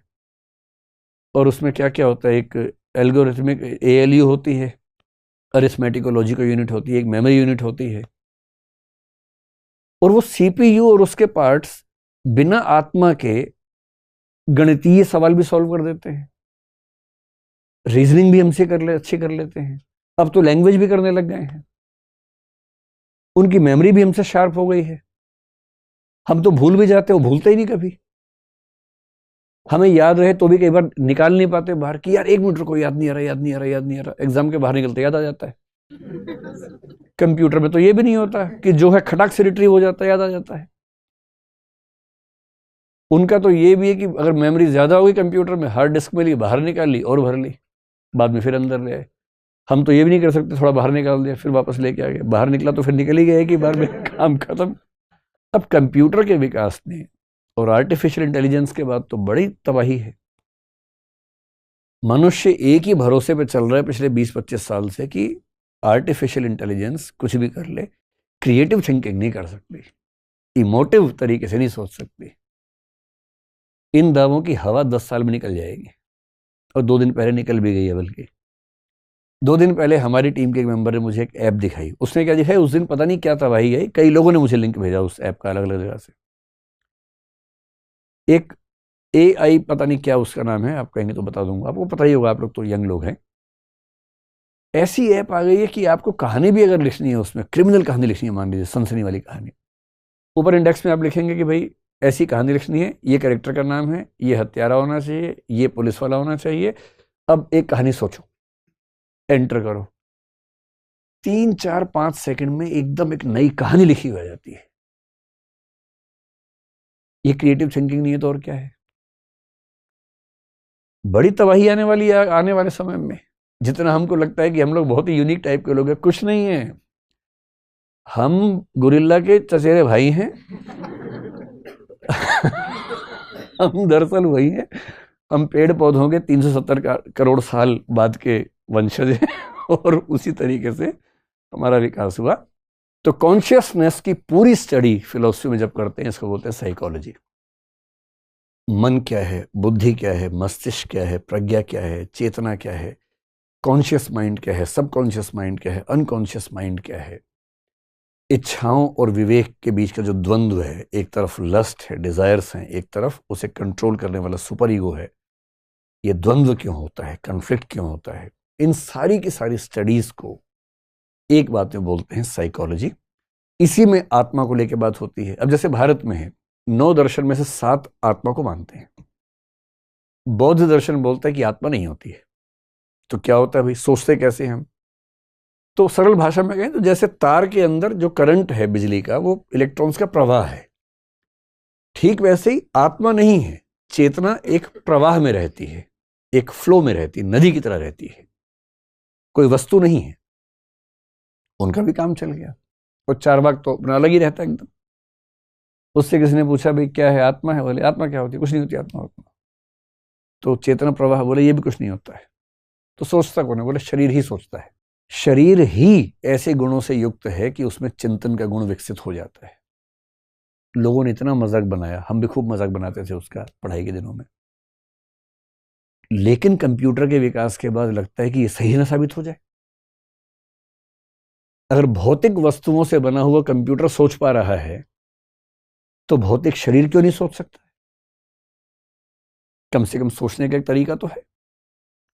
और ठीक यही सब थॉट प्रोसेसेस पश्चिम में भी हैं, अलग अलग दार्शनिक हैं, वहां भी लगभग एक जैसी बातें हैं। यहां भी लोग सोच रहे हैं, वहां भी सोच रहे हैं। और आत्मा को लेकर भारत के लोगों का विश्वास बड़ा गहरा है। नैनम छिंदन्ति शस्त्राणि नैनम दहति पावकः न चैनम क्लेदयन्त्यापो न शोषयति मारुतः। सुना आपने? गीता में इसका जिक्र है। आत्मा अजर है, अमर है। शस्त्र काट नहीं सकते, हवा सुखा नहीं सकती, पानी भिगा नहीं सकता इसको। अमर है, नित्य है। लेकिन साइकोलॉजी में हर तरह की धारणा, भारत की, पश्चिम की, उन सबको पढ़ने का रिवाज है। आप समझ पा रहे हैं या दर्शन से मन उब गया आप लोगों का? अभी नहीं उबा? चलिए 1 घंटे बाद देखते हैं। हालांकि अब 10-15 मिनट के बाद छोड़ देंगे। तो फिलोसफी में जो सबसे रोचक ब्रांच है वो है मेटाफिजिक्स। हालांकि आजकल के जो नए फिलोसफर्स है वो बोलते हैं कि मेटाफिजिक्स से बात करना व्यर्थ है, समय खराब करना है, क्योंकि हम कितनी भी ताकत लगा लें इसके बारे में कुछ जान नहीं सकते। और इसलिए मेरे सबसे प्रिय दार्शनिकों में से कांट, इमैनुअल कांट, जर्मनी के 18वीं सेंचुरी के दार्शनिक हैं, उन्होंने एक विचार दिया एग्नोस्टिसिज्म, जिसका मतलब अज्ञेयवाद, जिसका मतलब है कि हम जान ही नहीं सकते, हम ईश्वर के बारे में जान ही नहीं सकते, आत्मा के बारे में जान ही नहीं सकते। जब जान ही नहीं सकते तो क्यों टाइम खराब कर रहे हो भाई? छोड़ो। आस्था का सवाल है। यदि आप ईश्वर को मानना चाहें तो शौक से मानिए, न मानना चाहें तो शौक से मत मानिए। लेकिन दूसरे पर टीका टिप्पणी मत कीजिए, दूसरे को परेशान मत कीजिए कि तू क्यों मानता है ईश्वर को। अरे भाई उसकी मर्जी मानने दो, और वो भी आपको परेशान ना करे, तू क्यों नहीं मानता, तू नास्तिक है, तू गंदा आदमी है। ऐसा ही मत करो। उसकी चॉइस, आपकी चॉइस, सबकी अपनी चॉइस है। तत्वमीमांसा के बाद जो दूसरा आता है, जो उसकी ब्रांच है, उसको बोलते हैं एपिस्टेमोलॉजी। नाम बहुत मुश्किल है पर तनाव नहीं लेना है। हिंदी में इसको बोल देते हैं ज्ञान मीमांसा। ये फिलॉसफी की ब्यूटी देखनी हो तो वो ये चीज है। किस गहराई पे जाते हैं ये अगर देखना हो तो वो ये है। और बाकी तो 2 प्यारी प्यारी ब्रांचेस हैं, उनमें उतनी दिक्कत नहीं है। यहां थोड़ा सा टेंशन का मामला रहता है। एपिस्टेमोलॉजी, एपिस्टे जो शब्द है इसका मतलब है, एपिस्टेमो का मतलब है ज्ञान, लोगस का मतलब होता है जानने का पूरा प्रोसेस। जैसे हम ज्ञान प्राप्त करेंगे ब्रह्मांड का, वो तो बात की बात है। पहले ये तो चेक कर ले कि ज्ञान प्राप्त करने का प्रोसेस ठीक है कि नहीं है। तो ज्ञान प्राप्त करने के प्रोसेस को लेकर क्या क्या प्रश्न हो सकते हैं, दुविधाएं हो सकती हैं, उनकी स्टडी को बोलते हैं ज्ञान मीमांसा या एपिस्टेमोलॉजी। मैं एक सिंपल बात करता हूं। जैसे कोई आपसे कहे कि तुम्हें पता है कल मैंने एक आदमी को उड़ते हुए देखा। अब क्या बकवास कर रहे हो यार, ऐसे नहीं मानेंगे हम, ये ज्ञान मीमांसा चल रही है, आपको पता नहीं है, यही ज्ञान मीमांसा है। आपने कहा ऐसे नहीं मानेंगे, इसका मतलब आप प्रमाण मांग रहे हैं। ज्ञान मीमांसा में एक प्रश्न है प्रमाण, प्रूफ क्या है, एविडेंस क्या है। कहेगा मैंने अपनी आंख से देखा है। आप कहें नहीं यार नहीं, जब तक मैं नहीं देखूंगा नहीं मानूंगा। इसका सरल सा मतलब है कि आप केवल प्रत्यक्ष को प्रमाण मानते हैं, शब्द को प्रमाण नहीं मानते। शब्द का मतलब किसी दूसरे व्यक्ति के कथन को प्रमाण नहीं मानते हैं, खुद देखेंगे तो ही मानेंगे। तो उसने कहा ठीक है, कल तुम भी चलना, कल भी शो है। नेक्स्ट जगह आपने सच में देखा आदमी उड़ता हुआ। अब आप परेशान है। आपने कहा नहीं, कुछ तो ट्रिक है इसके पीछे। कभी कभी आप खोज खोज के ट्रिक निकाल लेंगे, कभी कभी ट्रिक नहीं खोज पाएंगे। अब कुछ लोग कहते हैं कि मैं वही मानूंगा जो मुझे परसीव होता है, प्रत्यक्ष होता है, लेकिन खतरा तो उसमें भी है, गलतफहमी हो सकती है। एक शब्द होता है इल्यूजन, एक होता है हेलुसिनेशन। इल्यूजन भ्रम होता है कि एक्स के बदले वाई समझ लिया। ऐसा कई बार होता होगा आपके साथ। दो जुड़वा भाई जुड़वा बहनें, उनमें से एक से आपका इश्क चल रहा हो, ये बड़ा खतरा होता है कि आप उसके दूसरे भाई या बहन के पास जाके ऐसी ऐसी बातें बोल दें कि ऐसा सोचा जा सकता है ना कि ऐसा हो जाए, क्योंकि परसेप्चुअल एरर हो गई ना, भ्रम हो गया। आपको लगा कि एक्स है जबकि था भाई। और ये केवल ऐसा थोड़ा ना, ये एनिमल्स में भी हो सकता है, किसी को भी हो सकता है। और हेलुसिनेशन कब होता है? जब आप हाईली इमोटिव स्टेट में हो, बहुत इमोशनल है, या कुछ रसायन का सेवन किया हुआ है। रसायन समझते हैं, केमिकल, कुछ केमिकल का सेवन किया हुआ है, तो आपके दिमाग में कुछ ऐसी क्षमताएं आ जाती है जो वैसे नहीं होती हैं। तो फिर आपको उड़ता हुआ आदमी भी दिखता है, खुद भी उड़ता हुआ लगता है, फील होता है कि उड़ रहे हैं। और ऐसे ऐसे जोक्स आते हैं कि एक आदमी शराब पी के नाले में गिर गया, तो वहां एक एनिमल कोई था, उसकी पूंछ पकड़ ली और बोल रहा है कि पप्पू की माँ, आज तुमने चोटी नहीं की, चोटी की है। ऐसा भी तो होता है, उसको तो एग्जैक्टली लग रहा है कि वो अपने घर में है, लेकिन वो है तो दूसरे के घर में, कीचड़ में है, जिनका घर वो है वहां वो है। तो अगर हम मान लें कि प्रत्यक्ष को ही प्रमाण मानेंगे, प्रत्यक्ष में भी तो धोखा हो सकता है। और एक बहुत इंटरेस्टिंग तरीके से बात को देखिए, जैसे मान लीजिए, जैसे मेरे हाथ में काला पेन है कि नहीं है? जादू नहीं हो रहा है, फिलोसफी क्लास है ना? हाँ तो है, है। अब ये कैसे पता लगा आपको? जैसे मान लेते हैं कि ये है ब्लैक पेन, बीपी से ब्लैक पेन ही समझना है, ठीक है? तो बल्ब का प्रकाश यहां से रिफ्लेक्ट होके आपकी आंख में गया, यही तरीका है ना? तो इसको हम मान लेते हैं कि ये आंख है। आंख जैसी लग रही है आपको? ठीक है, आंख में चला गया। आंख को एक इनपुट मिला, आंख ने वो इनपुट आगे जाके माइंड को दिया, मस्तिष्क को दिया, जो दिमाग है, ब्रेन है, उसको भेजा। यही तरीका होता है। मस्तिष्क के पास क्या है कि बहुत सारी कैटेगरीज बनी हुई हैं, कलर्स की बनी हुई हैं, चीजों की बनी हुई हैं, और उसने अलग अलग कैटेगरी पे अप्लाई करके निकाला कि ये पेन है और ये ब्लैक है, और इनको जोड़ के बोला कि this is a black pen. आपको बता दिया। ये सब इतना फास्ट हुआ कि आपको पता नहीं चला कि ऐसे ऐसे हुआ है। जैसे पंखा चलते हुए लगता है कि है ही नहीं पंख, लेकिन पंख तो है ना? तो प्रोसेस जब बहुत फास्ट हो तो प्रोसेस नजर नहीं आता हमें, लेकिन प्रोसेस तो है ही उसके पीछे। तो जैसे मैंने आपको पेन दिखाया, आपके अंदर ये सब कुछ हुआ, इनपुट आया, इनपुट दिमाग के पास गया, दिमाग ने उसका कंक्लूजन निकाला, और आपने उसके बाद कहा काला पेन है। ऐसे ही हुआ। बहुत इंटरेस्टिंग बात है कि इसमें 3 जगह खतरा हो सकता है। पहला, हो सकता है कि ये प्रकाश की किरण एग्जैक्टली वो इंफॉर्मेशन लेके ना गई हो जो बाहर थी। आपको केवल बताना है कि ऐसा, मैं ये नहीं कह रहा कि ऐसा होता है, मैं कहना चाह रहा हूं कि ऐसा हो सकता है। आपको ये बताना है कि ऐसा हो सकता है या नहीं हो सकता है। हो सकता है कि प्रकाश की किरण ने उसमें अपनी तरफ से कुछ जोड़ दिया हो या घटा दिया हो, डिस्टॉर्शन कर दिया हो सकता है। फिर यह भी हो सकता है कि आंख ने जो इनपुट लिया और जो आउटपुट भेजा, उसमें आंख ने कुछ चेंज कर दिया हो। हमारी सेंसेस एग्जैक्टली वही आगे भेजेंगी जो उनको मिला था। कैसे मान लें? वरना भ्रम क्यों होते, वरना इल्यूशंस क्यों होते?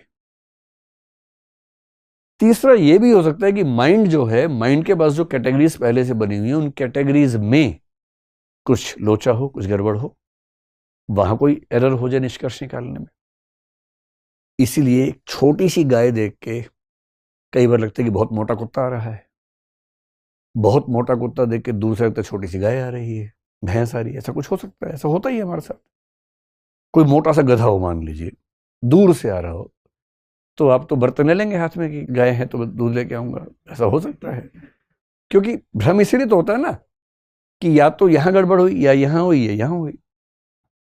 अगर इस बात को मान लें तो इसका मतलब ये हुआ कि आप जो कुछ भी देखते हैं उसमें कोई गारंटी नहीं है कि वो सही ही हो। तो फिर कैसे मान लें कि आपने जो ज्ञान प्राप्त किया वो सही है?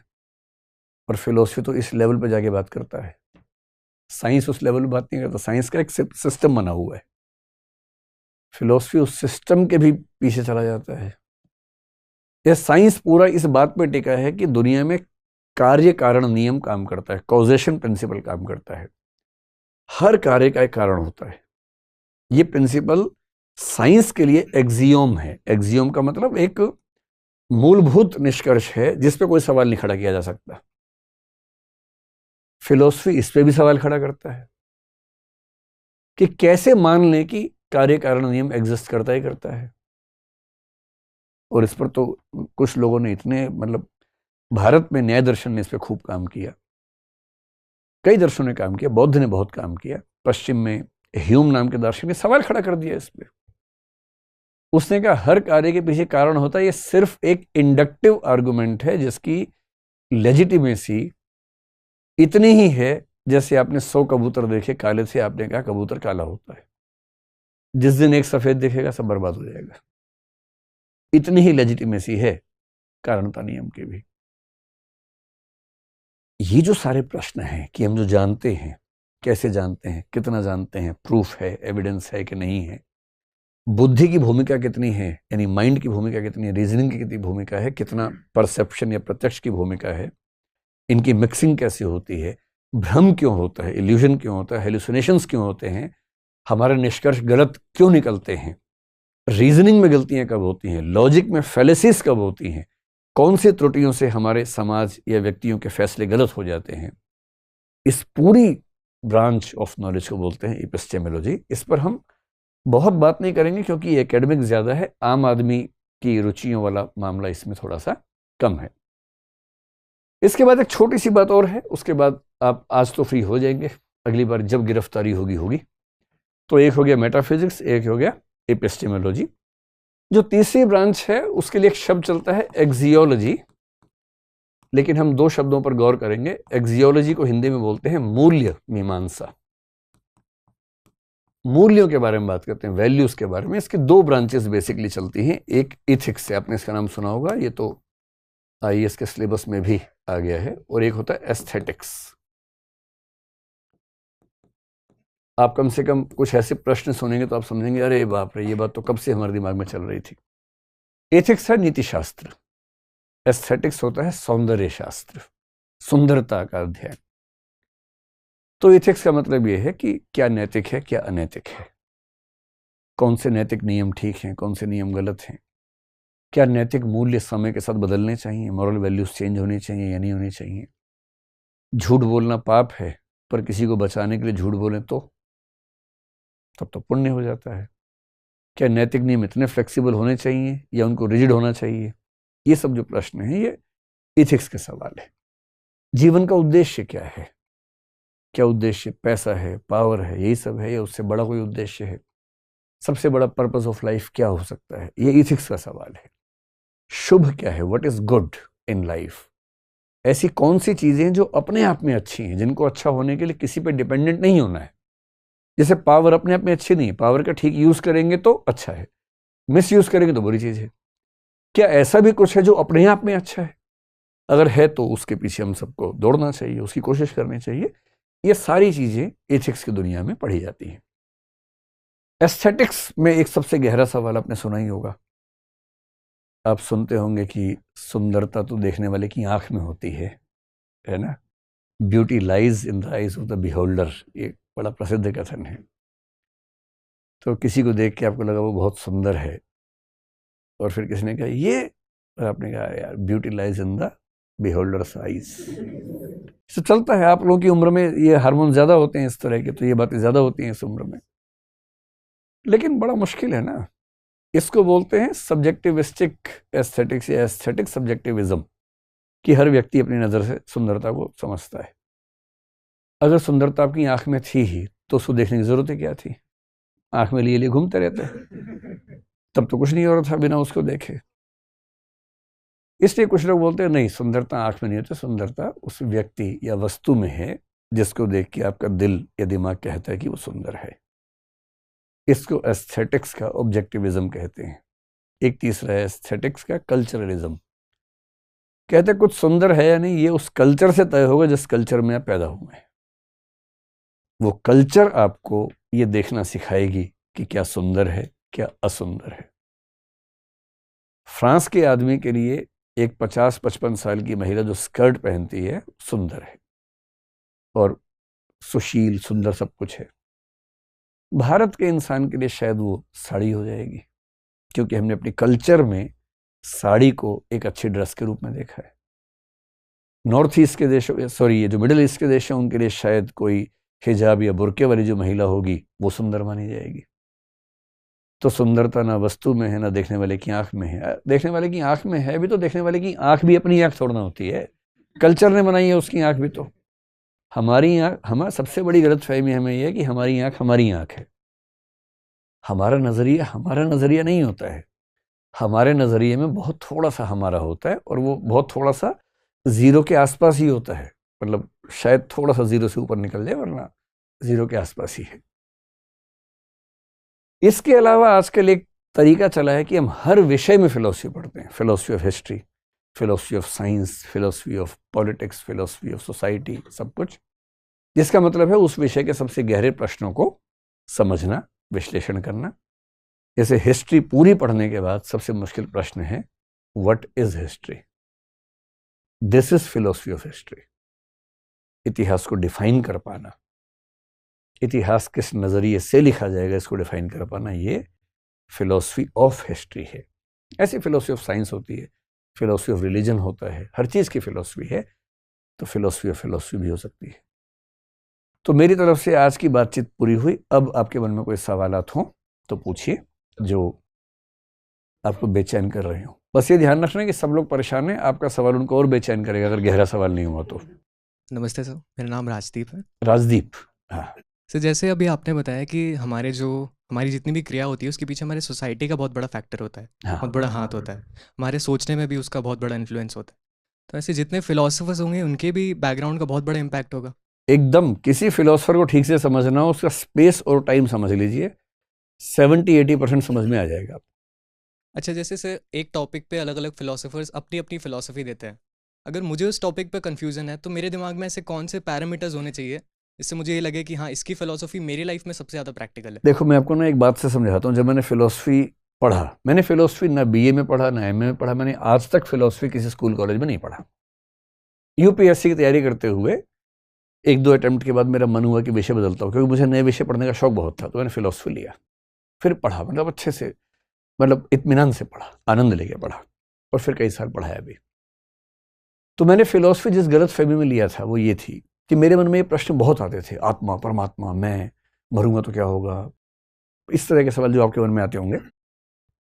मुझे किसी ने बताया कि इन सारे प्रश्नों का उत्तर फिलोसफी मिल जाता है। मैंने कहा बस, तो फिर बात खत्म, फिलोसफी लेंगे। आईएएस बने ना बने, उत्तर मिल जाना चाहिए। मतलब मेरी अप्रोच ऐसी थी, लेकिन वो अप्रोच बहुत अच्छी नहीं है।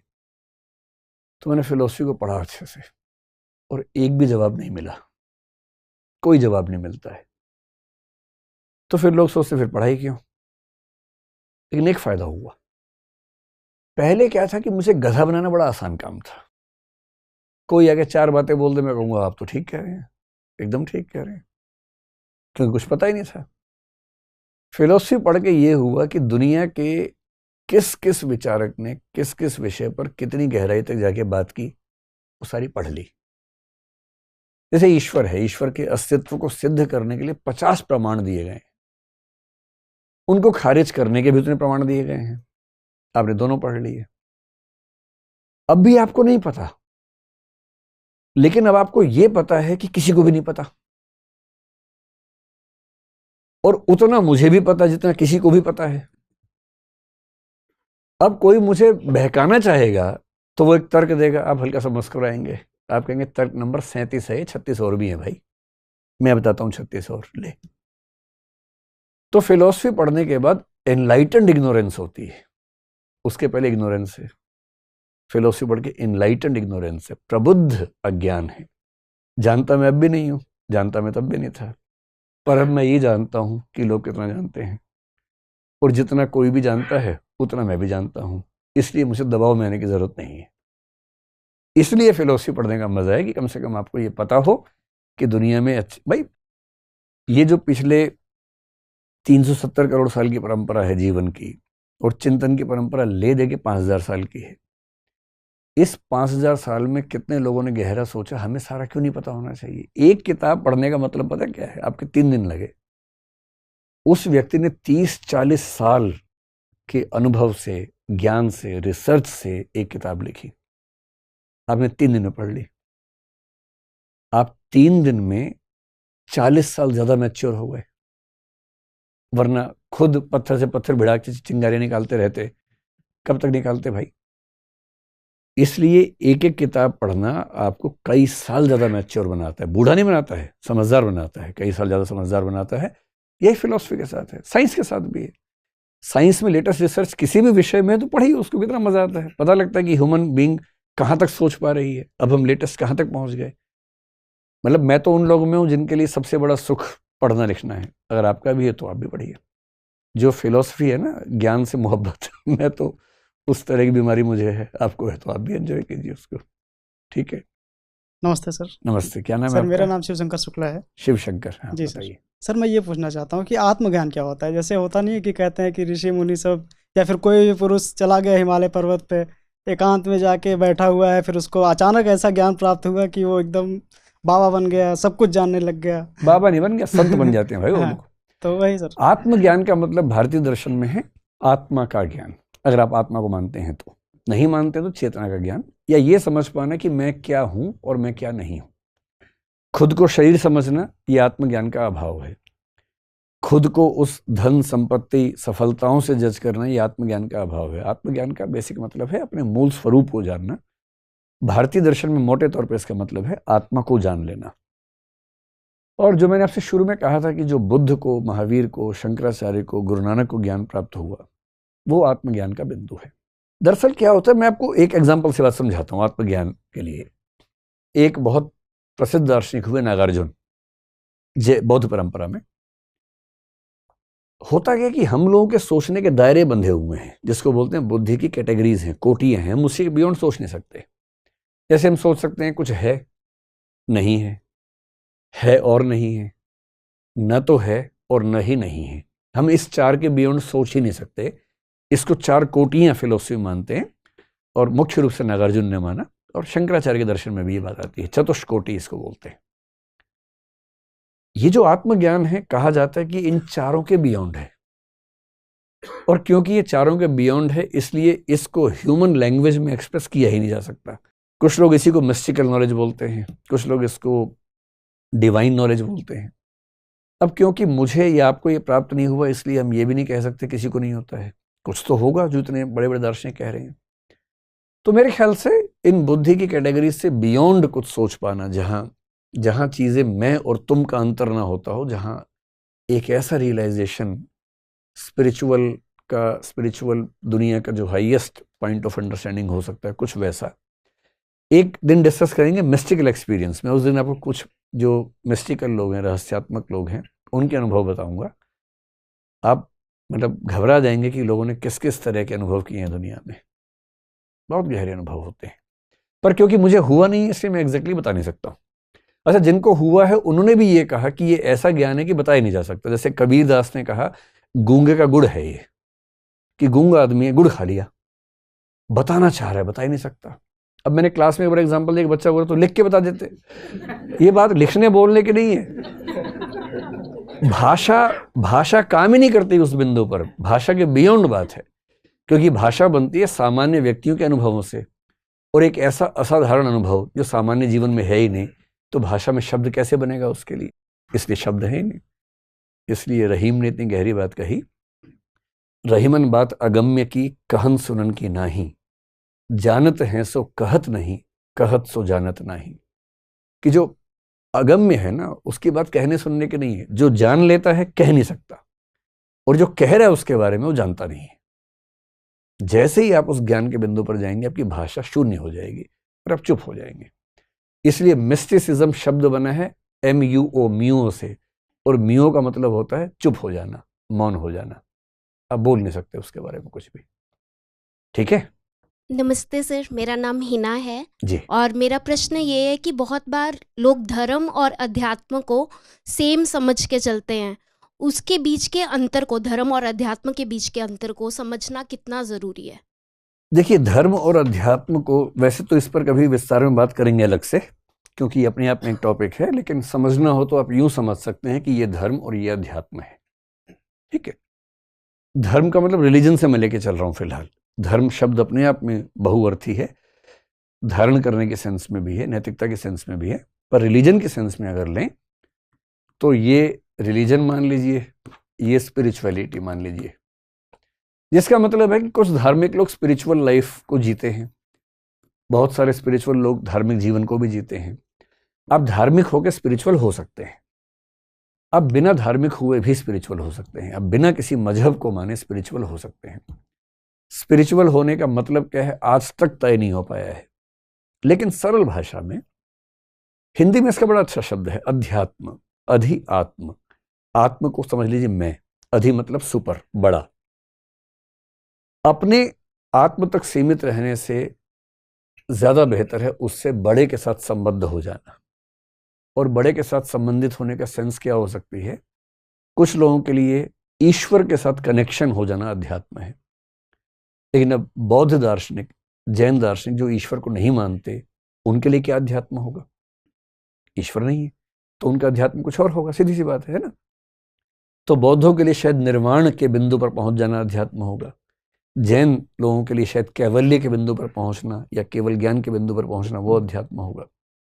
और जो लोग मानते ही नहीं कि इस दुनिया के बियॉन्ड कुछ है, इस दुनिया को ही अंतिम मानते हैं, उनके लिए क्या होगा, इस पूरे संसार के साथ एक तादात्म्य स्थापित कर लेना, जिसमें आपको पेड़ पौधों के साथ भी एक लिंक महसूस होने लगे, एनिमल्स के साथ भी लिंक महसूस होने लगे, मैं और तुम का अंतर ना बचे, हर चीज में मैं नजर आने लगे, वो अध्यात्म हो सकता है। ऐसा कई लोगों को होता है। इसको एक्सट्रोवर्टिव मिस्टिसिज्म कहते हैं फिलोसफी में, कि आप मिस्टिकल एक्सपीरियंस के बाद आपको ब्रह्मांड के कण कण में ईश्वर दिखने लगा या मैं दिखने लगा। कुछ का इंट्रोवर्टिव होता है कि आंख बंद कर ली, अपने भीतर ही भीतर उनको सब कुछ नजर आ रहा है, लेकिन बाहर की दुनिया में रियलाइजेशन नहीं हो रहा। तो धर्म आम आदमी के लिए कठिन प्रश्नों के आसान उत्तरों और आस्थाओं का एक संगठन है, सिस्टम है, जो कि बहुत जरूरी भी है। आम आदमी गहरे प्रश्नों में टाइम नहीं खराब कर सकता, उसके पास शायद उतना सोचने का मतलब दमखम भी नहीं है कि वो उतनी गहरी बातों में जाना चाहेगा। तो वो मुश्किल प्रश्न जो हर किसी को परेशान करते हैं, उनके आसान उत्तरों का एक संकलन एक मजहब होता है, एक धर्म होता है, ताकि लोग निश्चिंत रहें। उनको बस पता रहे, किसने पूछा कि कैसे होता, अरे भगवान जी ने दुनिया बनाई है, कहेगा अच्छा अच्छा बहुत बढ़िया बहुत बढ़िया, और आत्मा जो है वो अंदर है, कभी नहीं मरोगे। आपने जैसी का आत्मा अमर है, उसका भय खत्म हो गया मौत को लेके, कितनी अच्छी बात है। अब उसको क्या लग रहा है कि अच्छा अच्छा शरीर वस्त्र है, आत्मा नित्य है, अच्छा तो कपड़े बदलना है, मतलब कि मृत्यु का मतलब क्या हो गया, कपड़े बदलना हो गया, सिर्फ भय खत्म हो गया। तो धर्म जो है, मजहब जो है, वो आम आदमी को सुकून देने का एक रास्ता है, मुश्किल प्रश्नों को आसान करने का एक तरीका है। दर्शन मुश्किल प्रश्नों को मुश्किल के लेवल पे सॉल्व करने का तरीका है, बहुत बुद्धिमत्ता के साथ है। उसमें भावनाओं की, आस्था की भूमिका नहीं है, फेथ नहीं है, इमोशंस नहीं है, बहुत कंक्रीट और मतलब रिगरस रीजनिंग के साथ काम करना पड़ता है। जो अध्यात्म है, अध्यात्म इस पूरे ब्रह्मांड के साथ एक कनेक्शन स्थापित करने का नाम है। वो चाहे प्रकृति के साथ हो, चाहे ईश्वर के साथ हो, चाहे किसी और मेटाफिजिकल एंटिटी के साथ हो। इसलिए धार्मिक होने के लिए आध्यात्मिक होना जरूरी नहीं। कई ऐसे धार्मिक लोग हैं जो अध्यात्म के बिंदु पे कभी नहीं जा पाते हैं, कर्म कांड में ही उलझे रहते हैं। आध्यात्मिक होने के लिए धार्मिक होना जरूरी नहीं है, लेकिन बहुत सारे ऐसे लोग हैं जो दोनों हैं, जैसे स्वामी विवेकानंद हैं, महात्मा गांधी हैं, जितने भी धर्मों के प्रवर्तक हैं, चाहे महावीर हों, चाहे बुद्ध हों, चाहे जीसस हों, पैगंबर हों, ये सब लोग ऐसे हैं कि एक धर्म विशेष से जुड़े हैं और अध्यात्म के बिंदु पर भी पहुंचे हुए हैं। गुरु नानक जैसे स्पिरिचुअल बिंदु पर पहुंचे। तो दोनों कॉम्बिनेशन संभव है। ठीक है, थैंक यू सर। आप लोगों को ये फीलिंग तो नहीं आ रही कि मैं एक बाबा टाइप का कुछ वैसा आ रही है क्या फीलिंग? वैसे नहीं आनी चाहिए एकदम। हम तो ज्ञान विज्ञान की बात करेंगे, लेटेस्ट रिसर्चेस क्या चल रही है। जब हम आत्मा की बात करेंगे, मैं लेटेस्ट न्यूरोलॉजिकल रिसर्च जो चल रही है न्यूरो साइंस में, उसका जिक्र करूंगा। और न्यूरो साइंस सही उत्तर देगी आत्मा के बारे में, चेतना के बारे में। जी। नमस्ते सर, मेरा नमस्ते। नाम राजन शर्मा है। जी। सर, कभी कभी साधारण लोग भी ऐसी गहरी बातें बोल जाते हैं जिसे लगता है कि इसमें काफ़ी दर्शन छिपा हुआ है, लेकिन उसकी पृष्ठभूमि हम देखते हैं तो लगता है कि ये बात आदमी ये कह नहीं सकता है। जैसे एक उदाहरण से मैं समझाना चाह रहा हूँ। जैसे किसी ने लिख दिया कि मैंने तेरे लिए ही 7 रंग के सपने बुने, और उसकी इसमें काफ़ी गहरा दर्शन है। मैंने देखा कि सपने जो हैं 7 तरह के ही होते हैं, लेकिन उस लिखते समय उसके दिमाग में ये बात होगी कि नहीं होगी ये मैं नहीं जान रहा हूँ। संयोग भी हो सकता है। संजोग भी हो सकता है। तो या दर्शन कोई अगर कहता है, कुछ करता है, तो उसके लिए इतनी स्टडी की जरूरत है नहीं। हाँ, एक दर्शन होता है जो आत्म अनुभवों से पैदा होता है, वो भी तो दर्शन होता है ना। जैसे कबीरदास जैसे लोग हैं, कबीरदास ने सुना बहुत, वो कहते थे कि मैंने पढ़ा नहीं, उन्होंने खुद ये क्लेम किया, हालांकि पता नहीं सच है कि नहीं है, लेकिन सुन सुन के ऑब्जर्व कर करके वो जितने गहरे स्तर पे चले गए, उतनी गहराई तो बहुत रेयर तरीके से दिखती है किसी में। तो यदि कोई व्यक्ति साधारण सा गहरी बात कह रहा है तो या तो जीवन के अनुभवों को उसने निचोड़ा है ठीक से। बुद्धि अच्छी है पर स्कूल में नहीं पढ़ा, पर अच्छी बुद्धि तो है ही ना उसके पास, वो जीवन के अनुभवों को ही इनपुट बना के प्रोसेसिंग करता रहेगा और एक समय के बाद उन अनुभवों से गहरी बात करेगा। हमारे घरों में जो दादा दादी टाइप के लोग होते हैं, कई बार वो बड़ी गहरी बात करते हैं, जबकि वो कई बार साक्षर भी नहीं होते हैं, क्योंकि उनके पास जीवन के अनुभव हैं, अनुभवों का निचोड़ है और उसको प्रोसेसिंग करने की क्षमता उनके पास अच्छी है। तो कोई व्यक्ति साधारण सा है, गहरी बात कह रहा है, तो मान लीजिए ऐसा क्या है, या ये हो सकता है कि जैसे सुनी होगी आपके सामने दोहरा दी उसने। ठीक है। नमस्ते सर, मेरा नाम तनु सिंह है। सर, मेरा ये क्वेश्चन है कि जनरली जो हम ड्रीम्स का कॉन्सेप्ट पढ़ते हैं कि 7 टाइप के ड्रीम्स होते हैं, और ये भी होता है कि हम जो अपने कॉन्शियस माइंड और सबकॉन्शियस माइंड इन सब में जो चीज़ सोचते हैं या फिर हमने कभी सोची होती है, जो जनरली हमको याद भी नहीं होती है, वो हमारे ड्रीम्स में आती है। बट ऐसा भी होता है कि हम कभी वो चीज़ ना देखे हों ना सुने हों, मतलब कभी हमने उसका कभी जिक्र लाइफ में नहीं होता, बट वो भी चीज़ हमारे दिमाग में आती है, ड्रीम्स में आती है। पक्का? हाँ, और इस समय ऐसे रिसर्च सर ऐसा होता है, और ऐसे रिसर्चेस भी चल रहे हैं कि इस चीज़ को लेके कि मतलब आप ड्रीम्स को कैसे चेंज कर सकते हो ह्यूमन के, उसको लेके रिसर्चेस। तो वो चीज़ कैसे होती है मतलब? अच्छा, ड्रीम की बात वैसे तो कभी और करेंगे विस्तार में, लेकिन एक सरल सी बात मैं इस पे आपको बता दूं कि जो अनुभववादी लोग हैं वो आपकी बात को नहीं मानेंगे।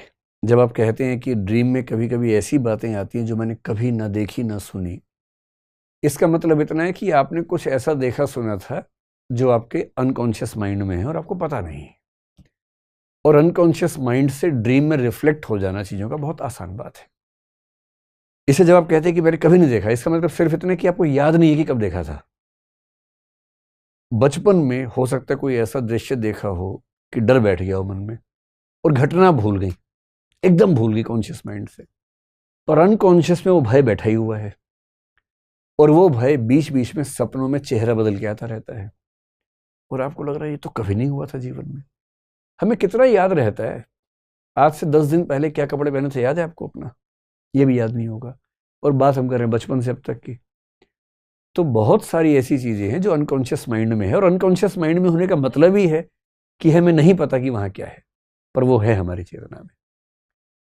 और यहां तक कि इंट्यूशन जब किसी को होती है तो बोलते हैं कि वो अनकॉन्शियस लेवल की रीजनिंग ही होती है। ये बात अभी नहीं समझ में आएगी, जब ड्रीम की बात करेंगे तब समझेंगे इसको। ड्रीम पर बड़ी अच्छी अच्छी व्याख्याएं लोगों ने की हैं, हम बात करेंगे एक बार।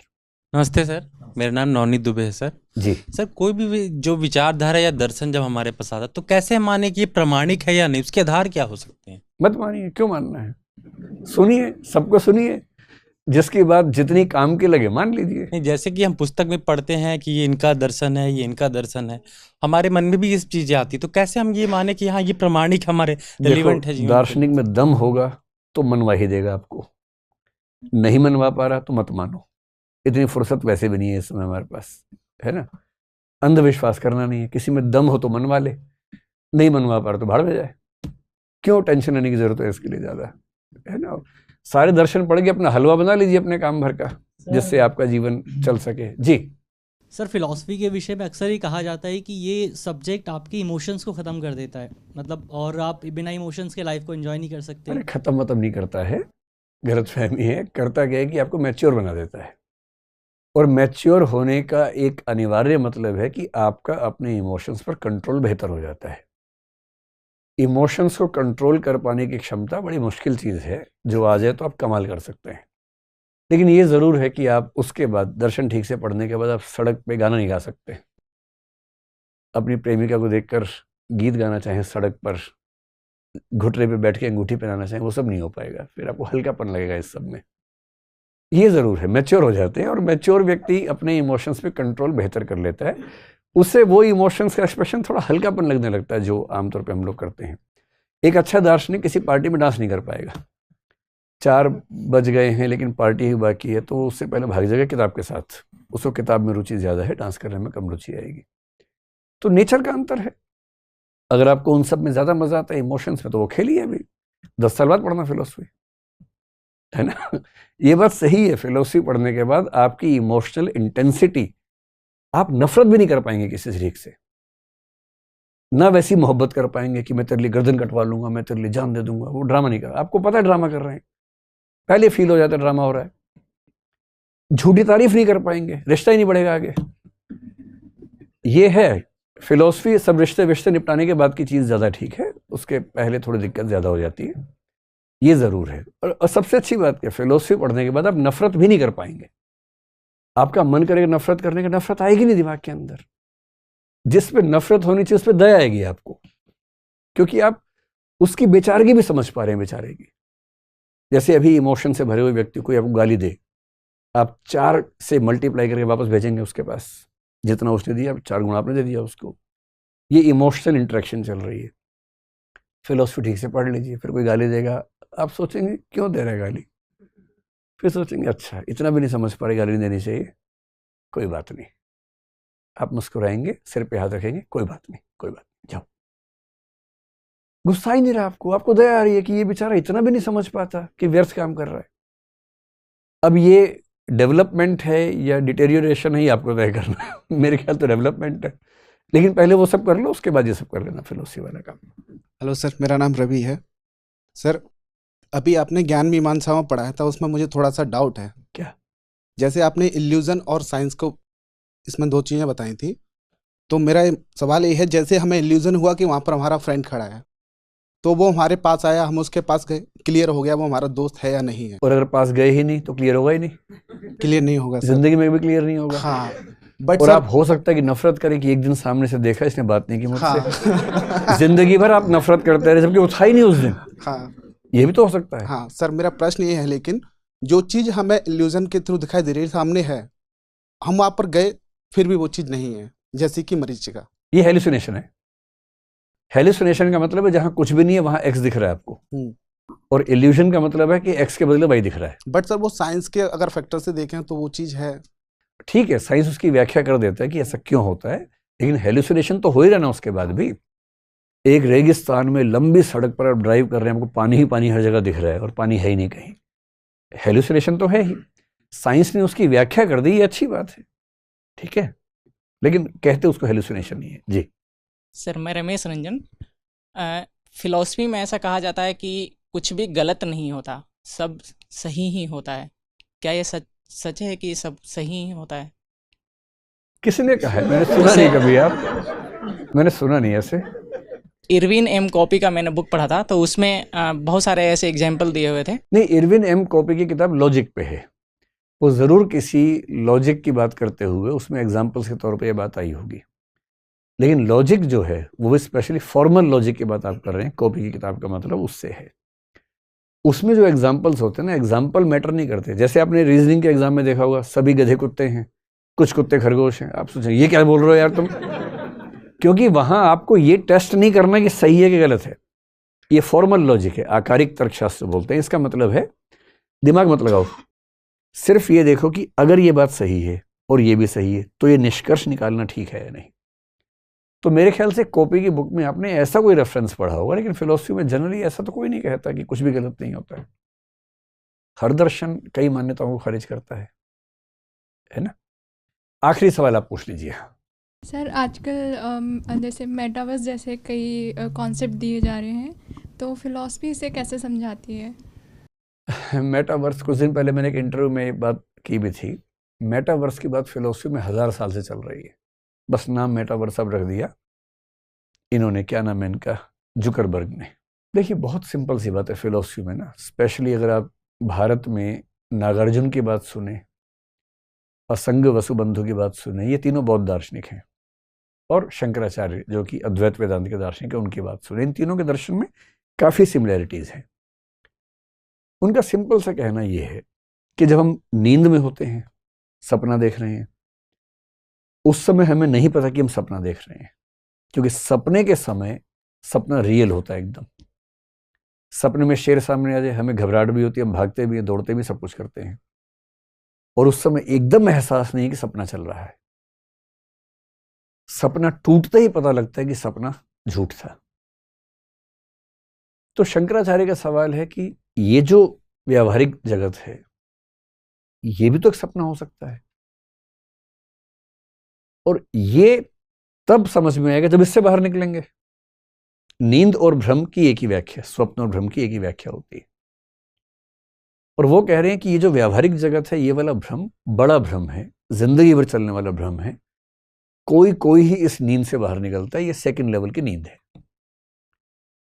और थर्ड लेवल पारमार्थिक स्तर पर केवल ब्रह्म है, जिसके लिए बौद्ध लोग परिनिष्पन्न शब्द का इस्तेमाल कर लेते हैं, महायानी बौद्ध।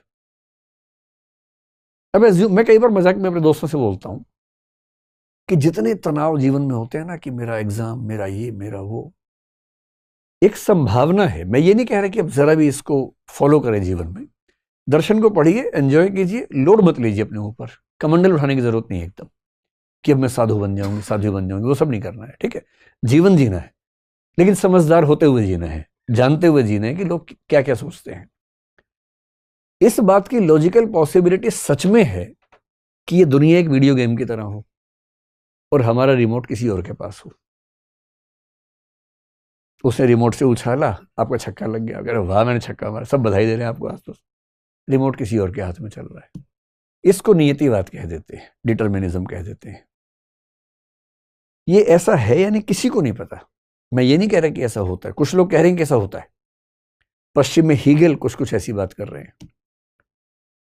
पर ब्यूटी दर्शन की ये है कि जब तक साबित ना हो मानिए मत, और जब तक खारिज ना हो छोड़िए मत।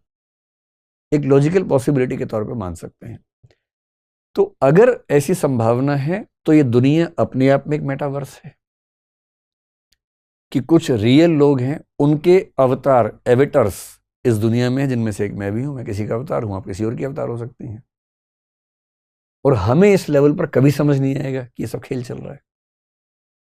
जैसे हमारे सपने में जितने लोग होते हैं, लड़ते भी हैं आपस में, झगड़ते भी हैं, बात भी करते हैं, उनको समझ में नहीं आता कि ये अनरियल है, क्योंकि वो आपके दिमाग के अंदर का खेल है, ये किसी और के दिमाग के अंदर का खेल हो सकता है। यही बात हीगेल ने कही, यही शंकराचार्य ने कही, कई लोगों ने कही है, पर ये साबित नहीं हुआ है। इसलिए निराश नहीं होना कि अरे हम तो वीडियो गेम चल रहा है, ऐसे नहीं। एक पॉसिबिलिटी है, लॉजिकल पॉसिबिलिटी है, हो सकता है, और है तो भी क्या दिक्कत है, वीडियो गेम में ही जीतेंगे हम, वीडियो गेम में ही सफल होकर दिखाएंगे, ये भी तो हो सकता है ना। और ये किसी को दुनिया में नहीं पता, किसी का व्यक्तित्व कैसा भी हो, दाढ़ी कितनी भी लंबी हो, किसी को नहीं पता कि दुनिया की सच्चाई क्या है। और जब तक खारिज ना हो, दुनिया को सच मान के चलिए, एकदम रियल मान के चलिए, और इसको ठीक से एंजॉय कीजिए, क्योंकि जीवन पूरे मतलब लाइकलीहुड है कि एक ही बार होता है, तो उसको क्यों मिस करना किसी भी चीज के लिए। ठीक है, बैठिए, समाप्त किया जाए। आप लोगों का अनुभव दर्दनाक रहा, ठीक रहा? दिमाग की बत्ती जली या जल ही गई? जली। चलिए, धन्यवाद। अब जो ऑडियंस हैं इस वीडियो के, वो लोग अपनी राय इस पे लिख के भेजें। कुछ अगर आपके सवाल हो फिलॉसफी के, वो इस पे लिख के भेजें। और अगर आपको लगता हो कि ये सब पढ़ने से तनाव ज़्यादा है, तो लिख के भेजिए कि इसको ख़त्म किया जाए, तो हम इसको ख़त्म कर देंगे। अगर आगे बढ़ना हो तो बढ़ाएंगे। धन्यवाद, बहुत बहुत धन्यवाद आप लोगों का।